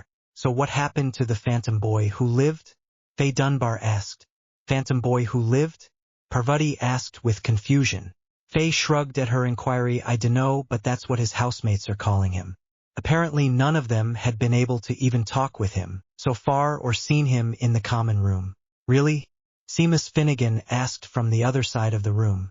That's what those claws are saying. Faye said while Parvati looked at Lavender with irritation. We're getting out of topic. Tell us what happened to Harry Potter then. And why did the Slytherins attack him in the first place? At that point, a sly look crossed Lavender's face, and she smiled at the girl. You know the time when the second years found Draco Malfoy stuck on the wall with a princess dress. Who doesn't know about that? Faye said with a smile. With the rest of the students laughed at that. Yes, well, rumors say that it was Harry Potter who did that to Malfoy and his goons. Lavender said in a conspiratorial tone. Oh, that would explain why Draco Malfoy would try to attack Harry Potter then. But you've still not told us what happened when those Slytherins attacked him. Leave it to the slimy gits to gang up on a single person. Ron snorted from the other side of the common room, and the girls rolled their eyes once again. Did they hurt him too bad? Parvati asked. What are you talking about? Seamus asked. He's Harry Potter. Not some normal guy. I bet he beat the crud out of those slimy snakes. Seriously, Seamus. Parvati said with a huff. He may be the boy who lived, but at the end of the day, he's just a boy like all of us. Or don't tell me that you actually believe those children books written about him. Well, that's where the story actually become interesting. Lavender said with a barely concealed smile as she became the center of attention once again. Tell us what happened. Faye asked with excitement. Well, Draco Malfoy and his goons along with Marcus Flint, the Slytherin Quidditch captain, and their whole team attacked Harry Potter, she said, and paused for suspense before continuing, and were all beaten black and blue by him and then sent to the infirmary. No way. Parvati asked with huge eyes while the rest of the common room broke into commotion at once. How did he do it? Seamus asked once the commotion had subsided. I don't know what exactly happened, but I've heard that a whole bunch of bookshelves were destroyed in their fight and that Draco Malfoy was struck so hard that he apparently lost a few teeth and lost his consciousness immediately. Good for him. Ron shouted, and the whole common room cheered once again, simply for the fact that Slytherins, their universal enemies, suffered defeat, and for the fact that no one in the Gryffindor house really liked Draco Malfoy. What happened afterwards? Parvati asked with anticipation. Was Harry Potter injured in the fight as well? And that's an even bigger surprise. Lavender said with a sly smile. He didn't even receive a single scratch throughout the whole fight. Though I heard that Madame Pants came and took him to headmaster after that. And no one has seen him ever since then. With that, the whole common room devolved into conversations once again as the first years wondered what would happen to the elusive Harry Potter once he met the headmaster, and Lavender Brown preened under the attention of anyone who wanted to hear the whole story once again. Severus, my boy, would you like some lemon drops? Headmaster Albus Dumbledore asked, and Severus held the urge. The scowl. Well, scowl harder in his case. He always hated it when Dumbledore called him a boy, but it wasn't like he was in a position to argue with the chief warlock and supreme mugwump of magical Britain. So he just held his tongue and ignored those words with a shake of his head to denote that no, he would not be eating any lemon drops. Ever. Alas, so few of us truly appreciate a good sweet after a long and tiring day. The old monster said in a grandfatherly tone. Yes, he knew that Albus was a monster on his own. A true powerhouse. The Dark Lord and his cronies might call Albus a senile old fool and a blood traitor all they liked, but even they were not stupid enough to attack Hogwarts under his supervision. He walked up and sat the room beside Irma Pants, who he could tolerate better than most since she was a Slytherin, and since she usually had nothing much to say in these meetings. He looked around at the other teachers in the room, and his gaze fell on Quirinus Quirrell, who looked at him as well and then did the best imitation of a frightened mouse under the gaze of a cat. Why Headmaster Dumbledore ever hired that stuttering fool was beyond his comprehension, but he could tell that there was something wrong about Quirrell. Something dark which made him a bit wary of the stuttering man. He had no proof, of course. Just a simple feeling that there was something wrong. But in his profession of a double agent, he had learnt to listen to his intuition above all else. Something which had served his well over the years. Now that Severus is here as well, Dumbledore said, breaking him out of his thoughts. We can start the weekly staff meeting. He said with that grandfatherly smile that put everyone at ease. Severus wondered how long it took the headmaster to master that smile to the point that it looked so genuine. because of course Dumbledore might look kind, innocent, and grandfatherly on the outside, but no one truly remains those things after going through 2 wars. He knew because he had participated in one of those wars himself. War always had a habit of changing people and bringing the worst out of them. And even someone as powerful as Headmaster Dumbledore was not impervious to those changes. Which was why there was now a Cerberus in the 3rd floor in a school full of students.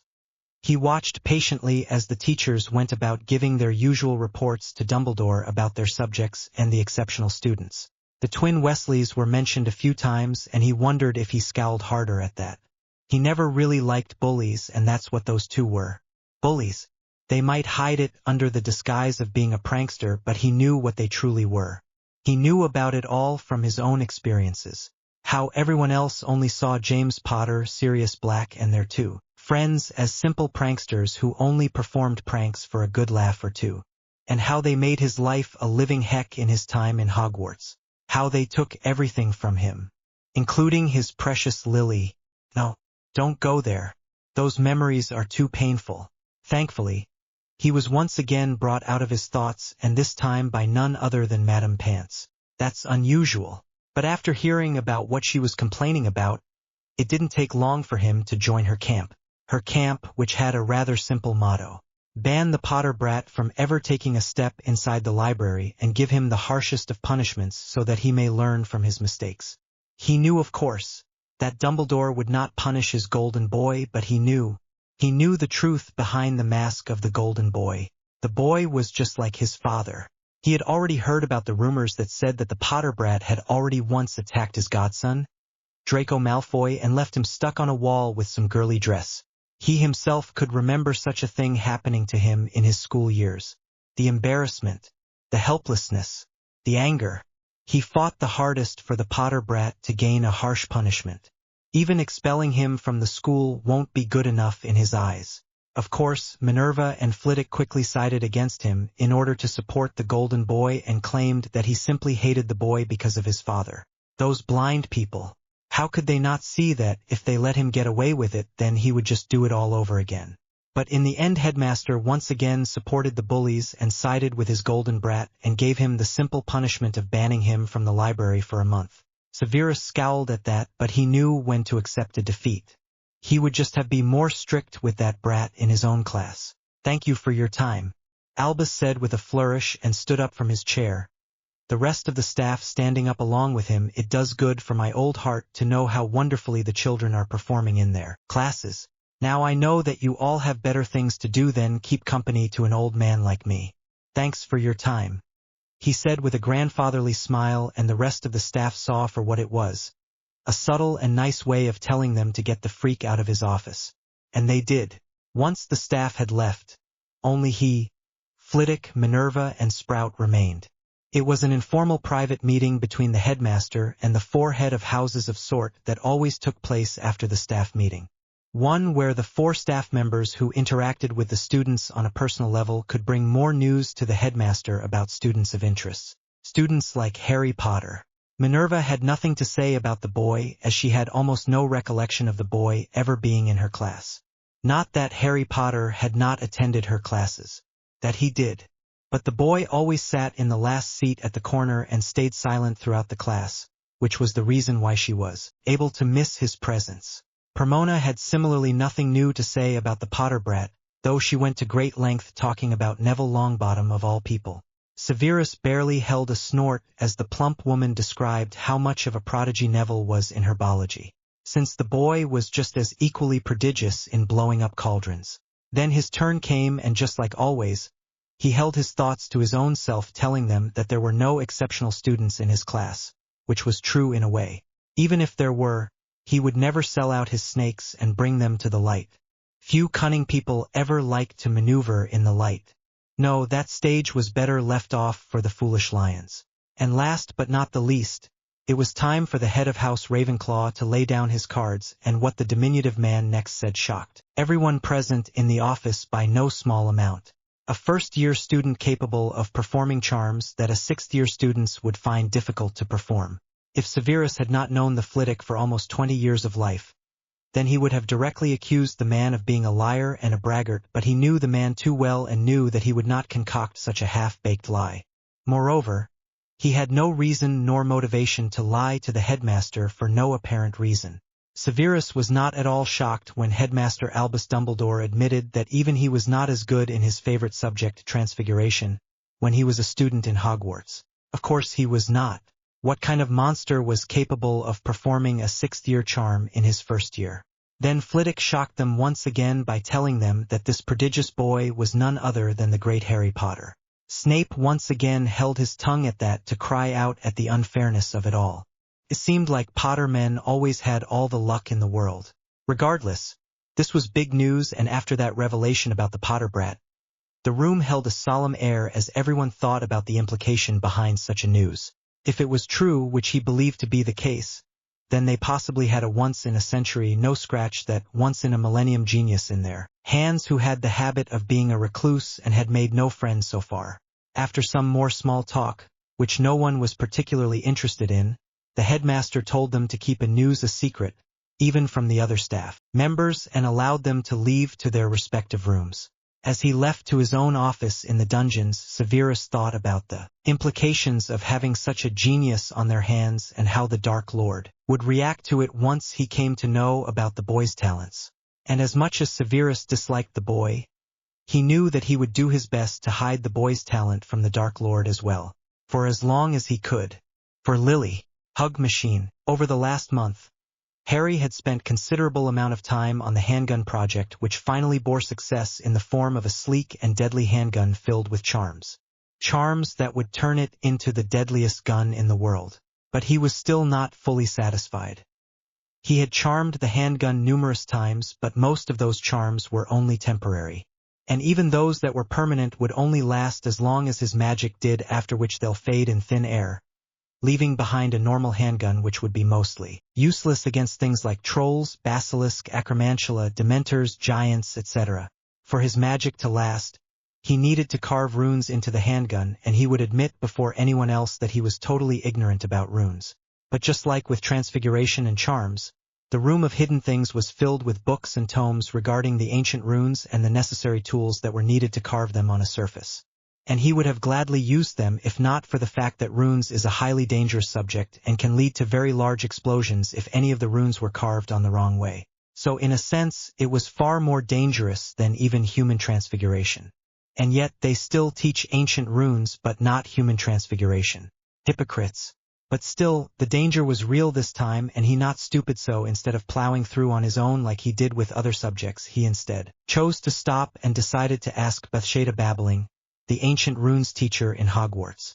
Though on second thought, what kind of parent names their child Bathsheba Babbling? Well, there are worse names in the world. Her parents could have named her Bobby. And wouldn't that be a name? Bobby Babbling. Or his parent could have named him Pitter. Pitter Potter. Pitter Potter. He tore himself out of his musings and thought about the other task in front of himself right now. The task of creating a trunk large enough to carry a library that would be 5 times larger than the Hogwarts library. Upon searching, he found that the room of hidden things was filled with trunks with expansion charms. But most of them were standard-sized trunks, and even those that were created with private commission were far smaller than what he needed, so he knew that this time he would have to create a trunk of his own, which meant learning the expansion charm and learning how to do it well. Plus he would have to carve even more runes on the trunk to make the changes permanent, and then add a wardstone just to be extra secure. So learning runes was an inevitability at this point. It needn't be said that he would buy and use the best quality Wards 1 material for his first space expansion project. It was not like he was lacking in galleons. His trust vault and his bank robbery and other thefts had already seen to his needs, and right now he was probably the wealthiest child in magical Britain. But even if all his wealth somehow vanished into thin air, he was not worried, because he could always ask Basala to give him some of her basilisk venom and sell it at a high rate in the Nocturne Alley. She was usually in a good mood when she finished feeding on a cow and would not mind parting with some of her venom if he asked her nicely, or he'd just go and rob a bank once again. But until then, he would take all the books related to charms from the room of hidden things and keep it in the original trunk that held a library room of its own. He had to admit that the more he learnt about charms, the more he liked the subject. Transfiguration was his second favorite subject at the moment, and defense in dark arts being the third favorite one. Of course, all this could easily change in the future if he found something else that caught his fancy. But for now, he knew that he was head over heels for charms. While he was reading one of the books on expansion charms, he also found that Newt Scamander, the bloke who wrote the book called Fantastic Beasts and Where to Find Them, had built such a large space inside his suitcase that he could easily keep thousands of species of endangered animals, birds and plants inside it. So in hindsight, his dream of creating a library that was 5 times larger than the Hogwarts library was really not that big of an ambition. Well, all those things would come later. He realized that reading continuously for the past few hours with the help of the diadem had tired him out by quite a bit, and he was in no position to study anymore. Plus, he was feeling lonely and he needed some fresh air, so after one last look at the Marauder's map to make sure that there was no one in the near vicinity of the door, he left the Room of Requirement and watched its door fade in the wall. The Room of Requirement was a treasure on its own. A treasure that he was not willing to share with anyone else. Well, maybe he would share it with Hermione sometime in the future. She was kind of like a friend, so he was willing to do this much for her. And she gave him hugs, so there was that. With those thoughts, he left the corridor in search for his hug machine. Damsel in distress. Hermione was currently dealing with the predicament of having girlfriends who kept bothering her about Harry Potter, who was probably the first true friend she'd made in her entire life and someone who was far different than what the books and newspaper wrote about him. But still, she doubted that she could tell her friends that Harry Potter was an abused child and that he didn't like people as a general rule. The problem was that somehow the news that she was with Harry when he fought the Slytherins had leaked out. And now she had the unfortunate task of dealing with her class and house mates who bothered her at every turn in order to get to know more about the mysterious Harry Potter. Though to say the truth, it was not like she knew a lot about him either. She just knew that he had been abused as a child by his relatives, which was the reason why he was not comfortable with other people, but that didn't explain his knowledge about charms and transfiguration. It was hard for her to accept the fact that he was in fact smarter than her in those subjects, since she had always prided herself in being the number one in all of her classes, and it was a big blow to her pride when she realized that Harry was far more knowledgeable in those subjects than her, and that the only reason why she was the number one in her class was because he didn't bother with those classes. But still, he was her friend, and she was not going to tell the girls about him. Especially when all they see in him is the boy who lived and not the real Harry Potter. But as it usually happened with her, what she wanted from her life and what she got from life were two totally different things. Which was why she was sitting in the common room and trying to complete her homework while being constantly harassed by Lavender Brown and Parvati Patel. "Do you know what he likes to eat? Or his favorite color?" Lavender asked excitedly, and Hermione wished for the nth time that they would simply leave her alone. She was all right with the fact that they didn't want to be her friend, but to know that they were only talking with her because of Harry hurt her pride even more and filled her with sadness. "I don't know," she said with gritted teeth, trying not to let the irritation show in her face. "Look, you might think that me and him are best friends because we were sitting together, but that's just not true. I was just there when he fought with Draco and the other Slytherins, and that's it. I don't really know him any more than you do. Granger, if you don't want to tell the truth, then you could just say so. You don't have to elaborate such lies, you know." Parvati huffed and left. Lavender only a step behind her with a scathing remark on her lips. "Yeah, I don't know what he sees in the know at all." And with that, both the girls were gone, leaving her behind on the verge of tears. But she wouldn't cry.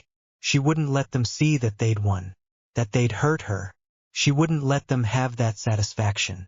But try as she might, their words had cut her deeply, and there was only so much bullying she could take on her own. So knowing her limit and knowing that she would start sobbing any minute now, she decided to go to the bathroom to cry when a person suddenly appeared in front of her before she could react.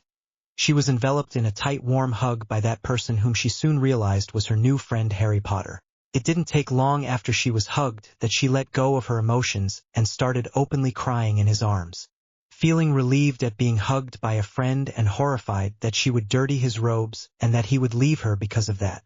But all her thoughts were put to rest as he hugged her firmly as she cried and started soothing her instead. And she realized with some morbid fascination that she had not been soothed like this in a very long time. Mostly because of the fact that she hadn't openly cried in front of her mom and dad in a very long time. They were already too worried about her lack of friends, and she didn't want it to worry them even more by letting them know that she was being bullied in the school by her peers. Crying while being hugged like this made her feel safe. Safer than she had in a long time. Even though she felt a bit embarrassed about the whole situation. It was then that she suddenly remembered that they were still in the Gryffindor common room, and she looked around wildly for the commotion that might have occurred because of Harry's presence and their close proximity, but to her surprise, everyone in the common room was avoiding them and acting like they didn't exist. I call it the shroud of concealment. She heard Harry murmur in her ears, and felt a tingle go through her spine at his soft voice. It's a passive ability of mine that keeps attention off of me. Then he broke the long hug, leaving Hermione feeling a bit empty all of a sudden. Now, why were you crying? Did those girls said something mean to you? He asked as he looked in her eyes, and years of conditioning took over at once, and she shook her head dramatically before he held both her cheeks and narrowed his eyes at her, looking more intimidating than she ever remembered him being, and she was suddenly reminded of the fact that he had dealt with a few seventh-year Slytherins like they were unruly children, and gulped at that thought. The truth now, Hermione, he said, and then added a bit softly, were those girls being mean to you? She wilted under his intense gaze and nodded her head, wondering what he'll do with that news before he took her hand and pulled her toward the door, and she suddenly realized something that she'd missed all this while. Wait, how did you enter the Gryffindor common room in the first? She asked, and he slowly turned to her before giving her a toothy smirk that looked quite out of place in his usually blank face. I used Imperius Curse of the Fat Lady and forced her to open the door for me, he said, and her eyes went wide with shock. What? She almost shouted, but then realized where they were and lowered her voice, though the urgency in her voice remained. Why would you? You know that it's illegal to perform the curse, and you could be sent directly to Azkaban for performing that spell. But instead of looking concerned, like her, he simply gave her a cheeky smile. Relax, Hermione. No one saw me performing the curse, and you're the only person to know, so I'm perfectly safe, he said with a smile that only went to irritate her even more. Couldn't he see how serious this whole thing was? Harry, she whispered with urgency before clutching his hands tightly to stop him from walking, and turned him so that they would be face to face, and said, please promise me that you won't use that curse ever again. Please, she almost begged, but instead of getting serious, he suddenly stopped smirking and then smiling kindly at her instead. I didn't use the Imperius Curse, Hermione. I was just saying that to take your mind of other things. In truth, I followed one of the Gryffindor boy inside under the shroud of concealment, nothing more, he said with a smile, and Hermione suddenly felt the urge to shout at him for making a fool out of her and rant at him for making such a stupid joke, but his kind smile melted all the anger out of her, and she realized that it would be pointless to try and get angry at him right now, so she simply huffed and turned away from him, but try as she might, the corner of her lips turned upward, regardless, as she realized that it was the first time anyone has joked with her in such a way in Hogwarts. Felt nice. Then he took her hands in his firm grip and took her out of the common room, and she realized that she had not felt so good in a long time. Talk with Minerva. What do you mean you can't do anything until you've definite proof? He asked softly to the foolish old woman. One of your student is getting bullied, and all you care about is the proper procedure instead of helping her. What kind of head of house are you? Minerva looked miffed at his choice of words, while Hermione looked horrified at his argument with her head of house. He wanted her to punish Lavender Brown and Parvati Patel, who had bullied his one and only friend in Hogwarts, so that they would not do so again. But the old coot refused to take any action without any proof. A part of him understood that she was right, that she could not simply punish another student at his word. That part of him also understood that even if those two girls were punished, that would only make them hate Hermione even more, which would in turn make her life at Hogwarts worse. But another part of him that wanted to protect the girl didn't listen to reason, and so he had come to the old woman, knowing that she would most likely disappoint him once again by not any action when it was needed. And just like he had expected, the woman had failed to live up to reputation once again. He talked with her for a few more minutes, asking the old woman to at least do something to make sure that the girl won't be bullied in the future. But the woman had not listened. In the end, he realized that he was losing his patience a little bit, and that talking with this woman was like asking a deaf dog to bark. It just wouldn't work. So he had been about to lay off and leave along with Hermione to do something rather productive with his time when the woman had made a huge mistake. She gave him a week of detention and took 20 points from his house. The punishment was meaningless to him. He would attend his detention and he never cared about house unity or house points in the first place. But this action of her made him realize just how freak up this whole situation was. A boy was trying to ask for help for his friend who being bullied by her housemates, but instead of being rewarded, he was being punished instead. He felt this patience break a little at that, something that would not have ended well for any of them when Hermione gave him a pleading, telling him to stop, and a sad look in her face that made him realize that he was being of no help to her. Well, freak the woman in that case. Freak the teachers. Freak the house. Freak Hogwarts. From this point onward, he would deal with his problems himself like how he had always done. If any boys, even if it was Ron or someone else who hurt Hermione, he would beat them to an inch of their life and send them to the infirmary for a long recovery session. And if she was harmed and bullied by the girls, then he would humiliate them in such a manner that the thought of returning home would feel much sweeter than remaining here for them. Minerva also must have seen the determination in his eyes, for she stood up from her chair in order to say something, but he had already turned back at this point, and he closed the door before the old woman could say anything. He could still hear the footsteps coming toward them from the other side of the door, so he wrapped an arm around Hermione and hid both of them with the shroud of concealment. The old woman would not find them again in the corridors, and a part of him felt like he was running away from her, and that he should confront her instead, but he had nothing else to say to her and would prefer to spend some time with his friend Hermione than spend it fighting the old woman.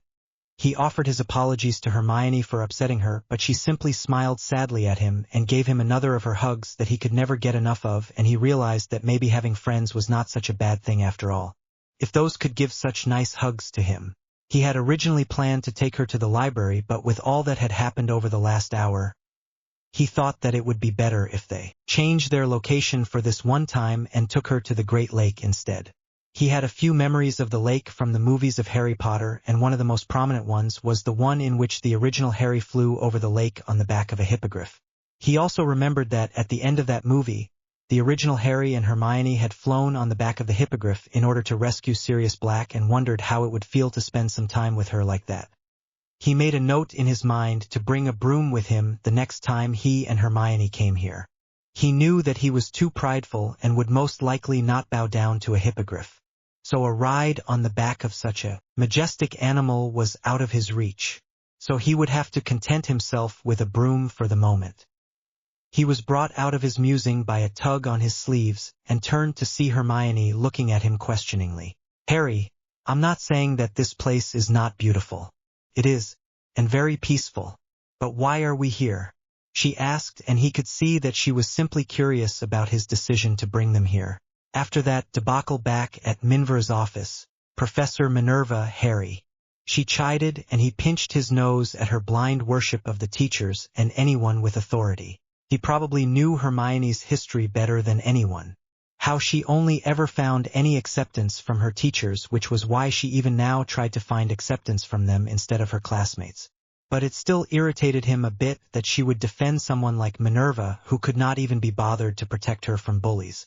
Hermione must have seen his irritation in his expression as well, for her smile died away at once, and now he felt even worse. "All right, Professor Minerva," he acquiesced and continued. "After that debacle in her office, I decided that it would be better for us to go outside and get some fresh air instead of sitting indoors, so I brought you here for a study picnic," he said with a smile, and was rewarded with a smile from her in return.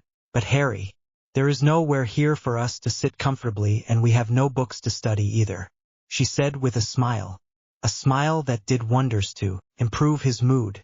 "I will admit that you're better than me at charms, but that doesn't mean that you can simply teach me without any book. Plus it's evening already and it's a bit cold out here, so I don't think that your plan of having a picnic right now is very good." At her words, he simply smiled at her. "Yes, I can see your problems, but believe me when I say that I have a perfect plan for all of this." She looked skeptically at him, but he just waved away her concerns and took out a time turner and showed it to her. "Do you know what this is?" he asked, and she gazed skeptically at it for a moment before shaking her head. "What is it?" she asked, looking a bit miffed at the thought that he knew something that she did not. "It's an artifact known as time turner," he replied, and went on to explain what it was, how it was used, and how it was highly illegal to own one without the knowledge of the ministry. Moments later, Hermione was once again freaking out over the fact that he was breaking rules and doing something illegal, though he felt that a part of her still liked the thought of breaking rules and doing what she wanted. By the end of their argument, he was able to placate her, and just like before, she acquiesced to his wishes, and he wrapped her with the chain of the time turner and revolved the time turner 5 times, which was, to his knowledge, its maximum limit.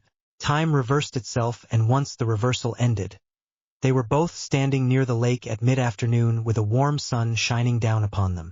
First, a clumency lesson. Hermione was looking at everything with fascination, which was how he reacted the first time he used a time turner. It was a surreal experience after all. After all, time had been called the ultimate equalizer since time immemorial. To know that you had the power to change such a fundamental part of your life would be shocking to anyone. Just like when people realize that they can use magic and bend the laws of physics, gravity, and many other things to their will. After the novelty of the experience wore off, Harry took out the bottomless purse and kept his eyes on Hermione, who was looking intently at his actions.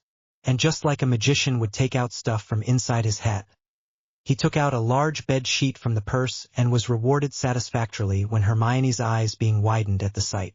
"I believe you've already seen the use of extension charm?" he asked with a grin, amused at the surprised expression of the cute little girl. If she had bought a trunk from Diagon Alley, then there was no way that she would have missed the use of the extension charm. But seeing the charm used on a trunk and then seeing the same charm being used on a small purse were two different things.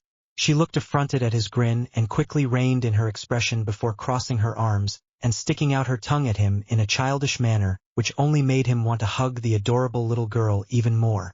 So that's exactly what he did, and got a surprised squeal in return as he picked her up and spun her around a few times. "Put me down," she said with mock anger, and punched him playfully in the shoulders while he kept grinning like a fool at her. "Never," her replied, and spun her around playfully a few more times before he started to feel a bit faint, which led to both of them falling down on the bedsheet and laughing uncontrollably for some time. "I'm glad I met you, Hermione," he said after they stopped laughing. "Life was so much cold and boring without you."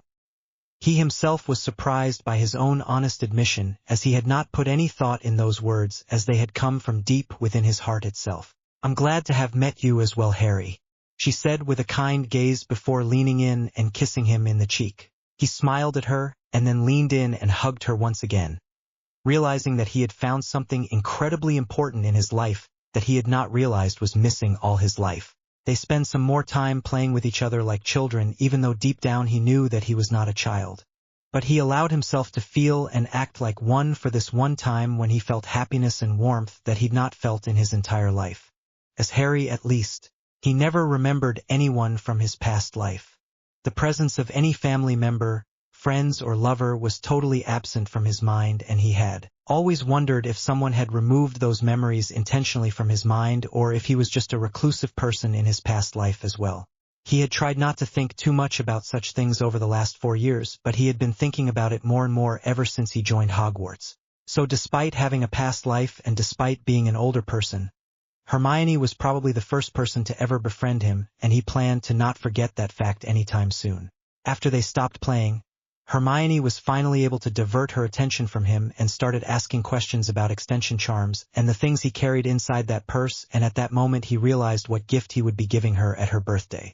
A moleskin pouch like the one that she used in the movie would go a long way to serve her. Maybe he would make the pouch himself. Yes, that ought to show his sincerity properly, compared to if he simply bought a pouch like that and then gifted it to her, as he was quite wealthy in his own right and he could buy and gift such artifacts by the dozen.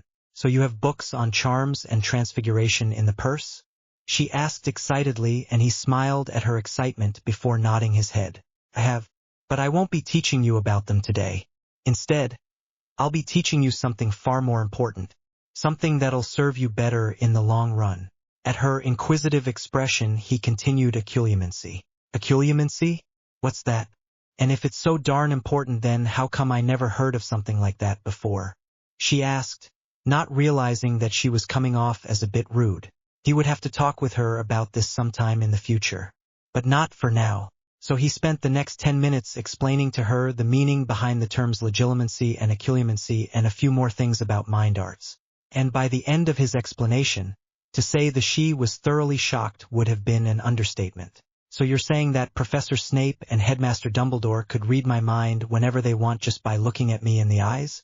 She asked with a horrified expression, and he realized that for someone who prided herself on her knowledge, it must have come as a huge shock that some could simply get inside her mind and pluck the knowledge right out of her brain.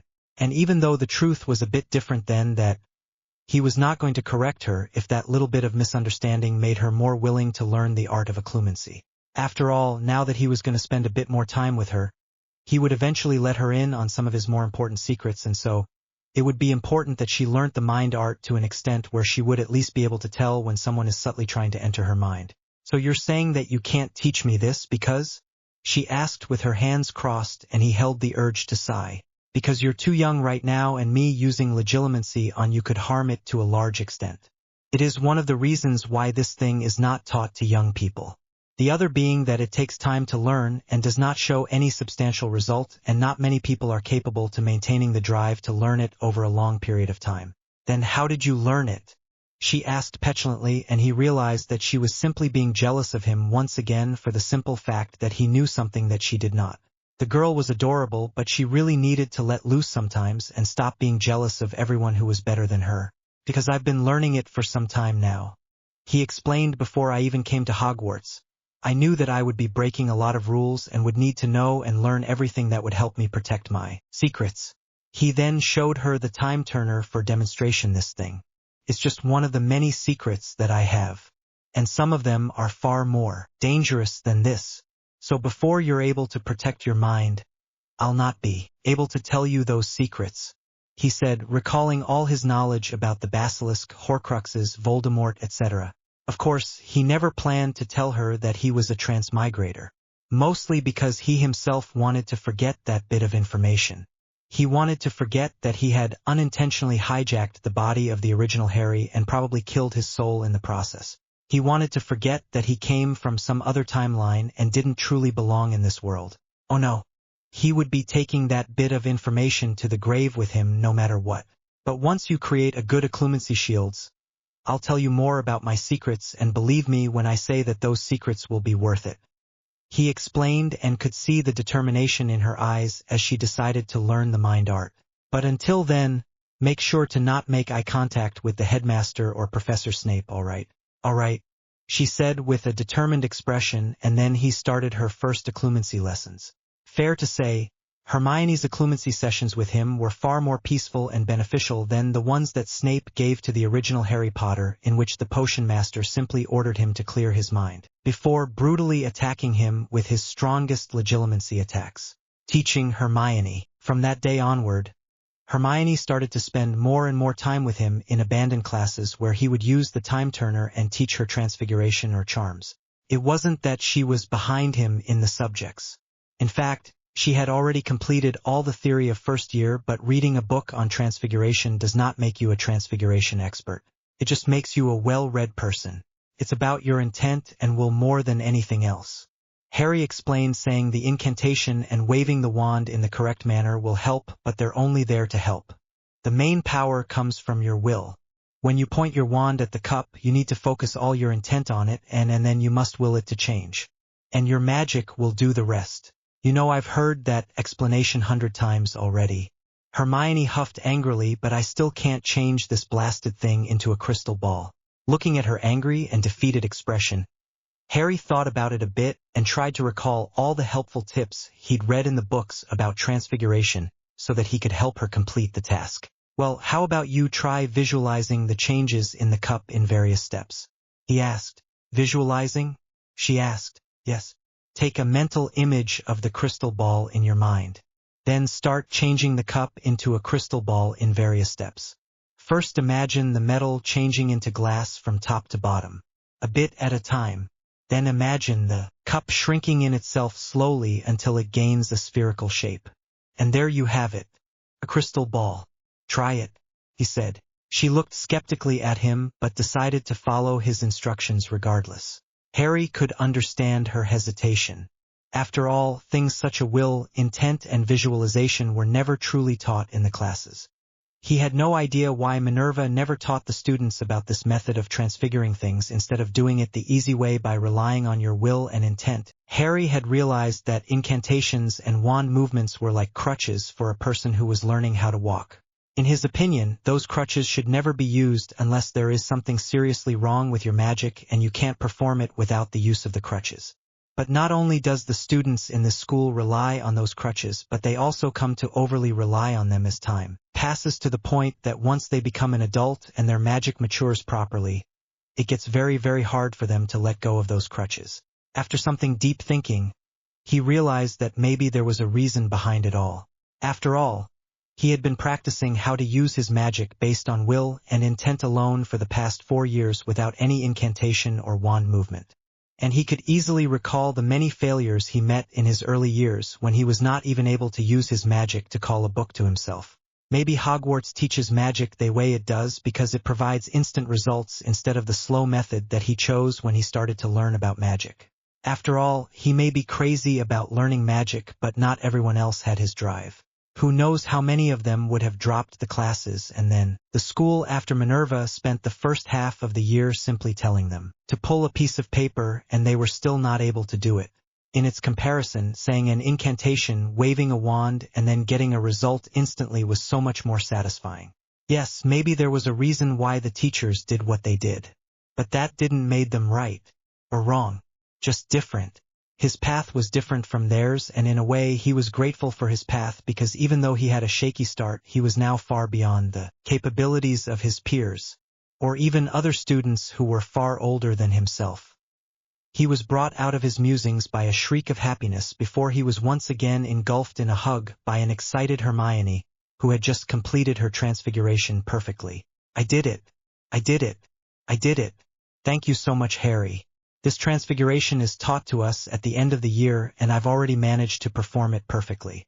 "Yes, you did," he said with a smile, and let her have this moment of happiness before he continued, "But there's still so much more for you to learn." She looked at him with some confusion. "But Harry, have you already learned how to do all the transfigurations from the first?" "Yes." "Oh, you now want me to learn how to perform second-year transfigurations, don't you? Oh, this is so exciting. I bet none of the other students have managed to do this so far," she said before breaking the hug and going back to the crystal ball. "Tell me what I should do next, Harry," she said, bouncing in excitement, and he felt a bit bad for what he was about to do next. "Now you'll have to learn how to focus your will and intent on an object. Because the better you're at it, the better control you'll have over your magic," he explained in a sagely manner which only confused her even more. He sighed and decided that since he was about to do this anyway, he might as well show her the true extent of his talent. "Hold my wand," he said, and gave his wand to her, who just looked even more perplexed at his actions. In Wizarding World, giving your wand to others was not something that people usually did, if ever.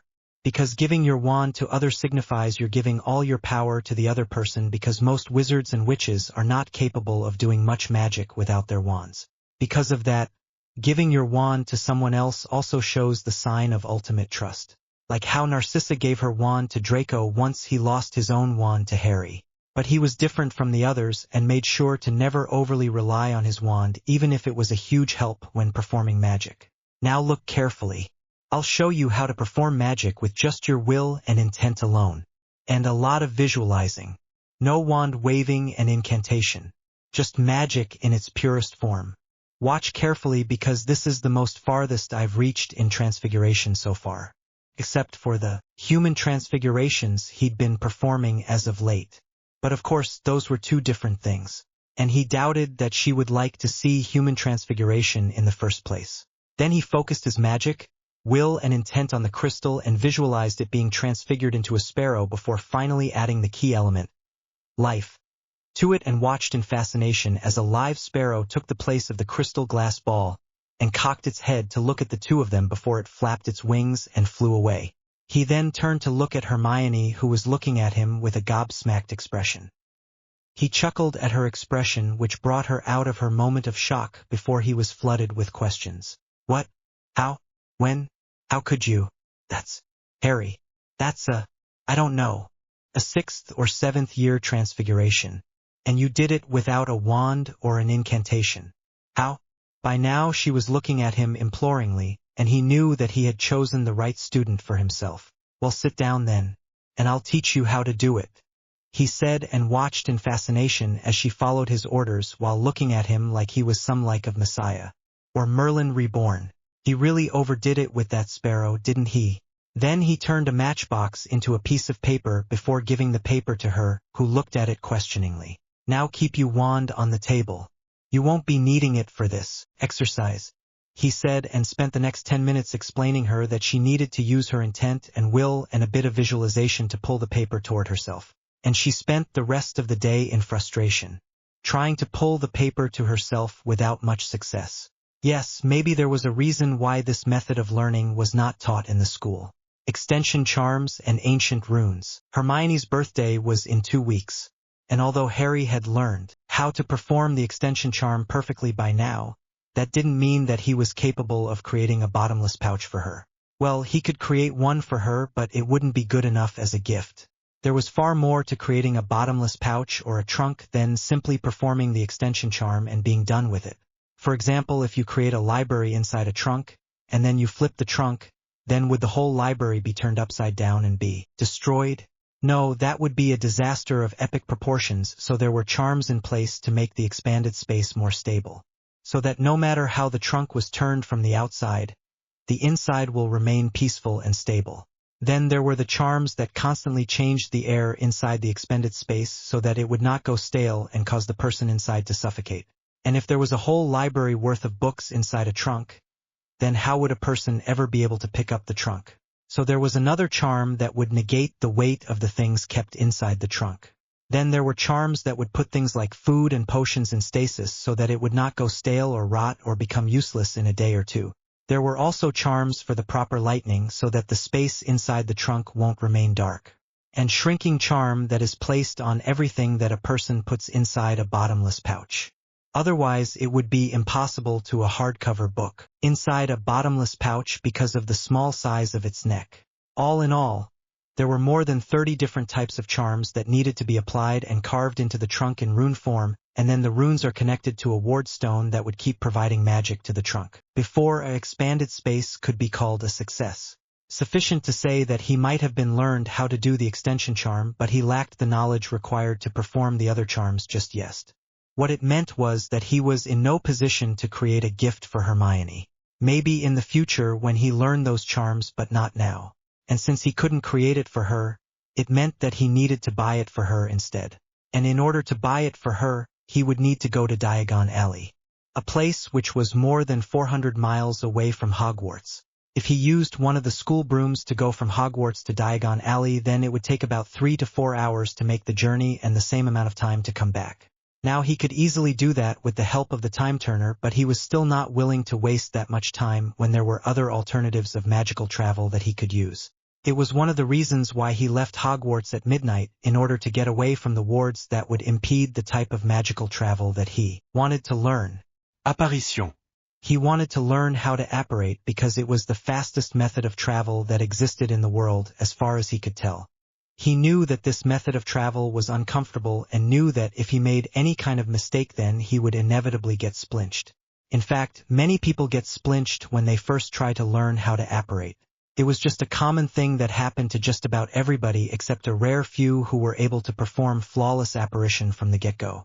Most of the people who get splinched, however, suffers from only minor injuries like getting a small cut in their leg or arm, or losing a toenail or a few strands of hair. Nothing major. Otherwise wizards would have long discarded this method of traveling due to fear. He would admit that he was a bit surprised when he managed to do a perfect apparition on his first try. Of course, the apparition was performed in a short distance where the destination was visible to him, but that still didn't discount the fact that he was able to teach himself how to apparate without any damage. Then he thought about the 3Ds of apparition. Destination, determination, and deliberation, and thought about how it worked, and everything instantly became clear to him. Apparition was one of the purer form of magic. You don't need any wand movement or incantation to perform it. You just need visualization, will, and intent. And that was something that he was a master at.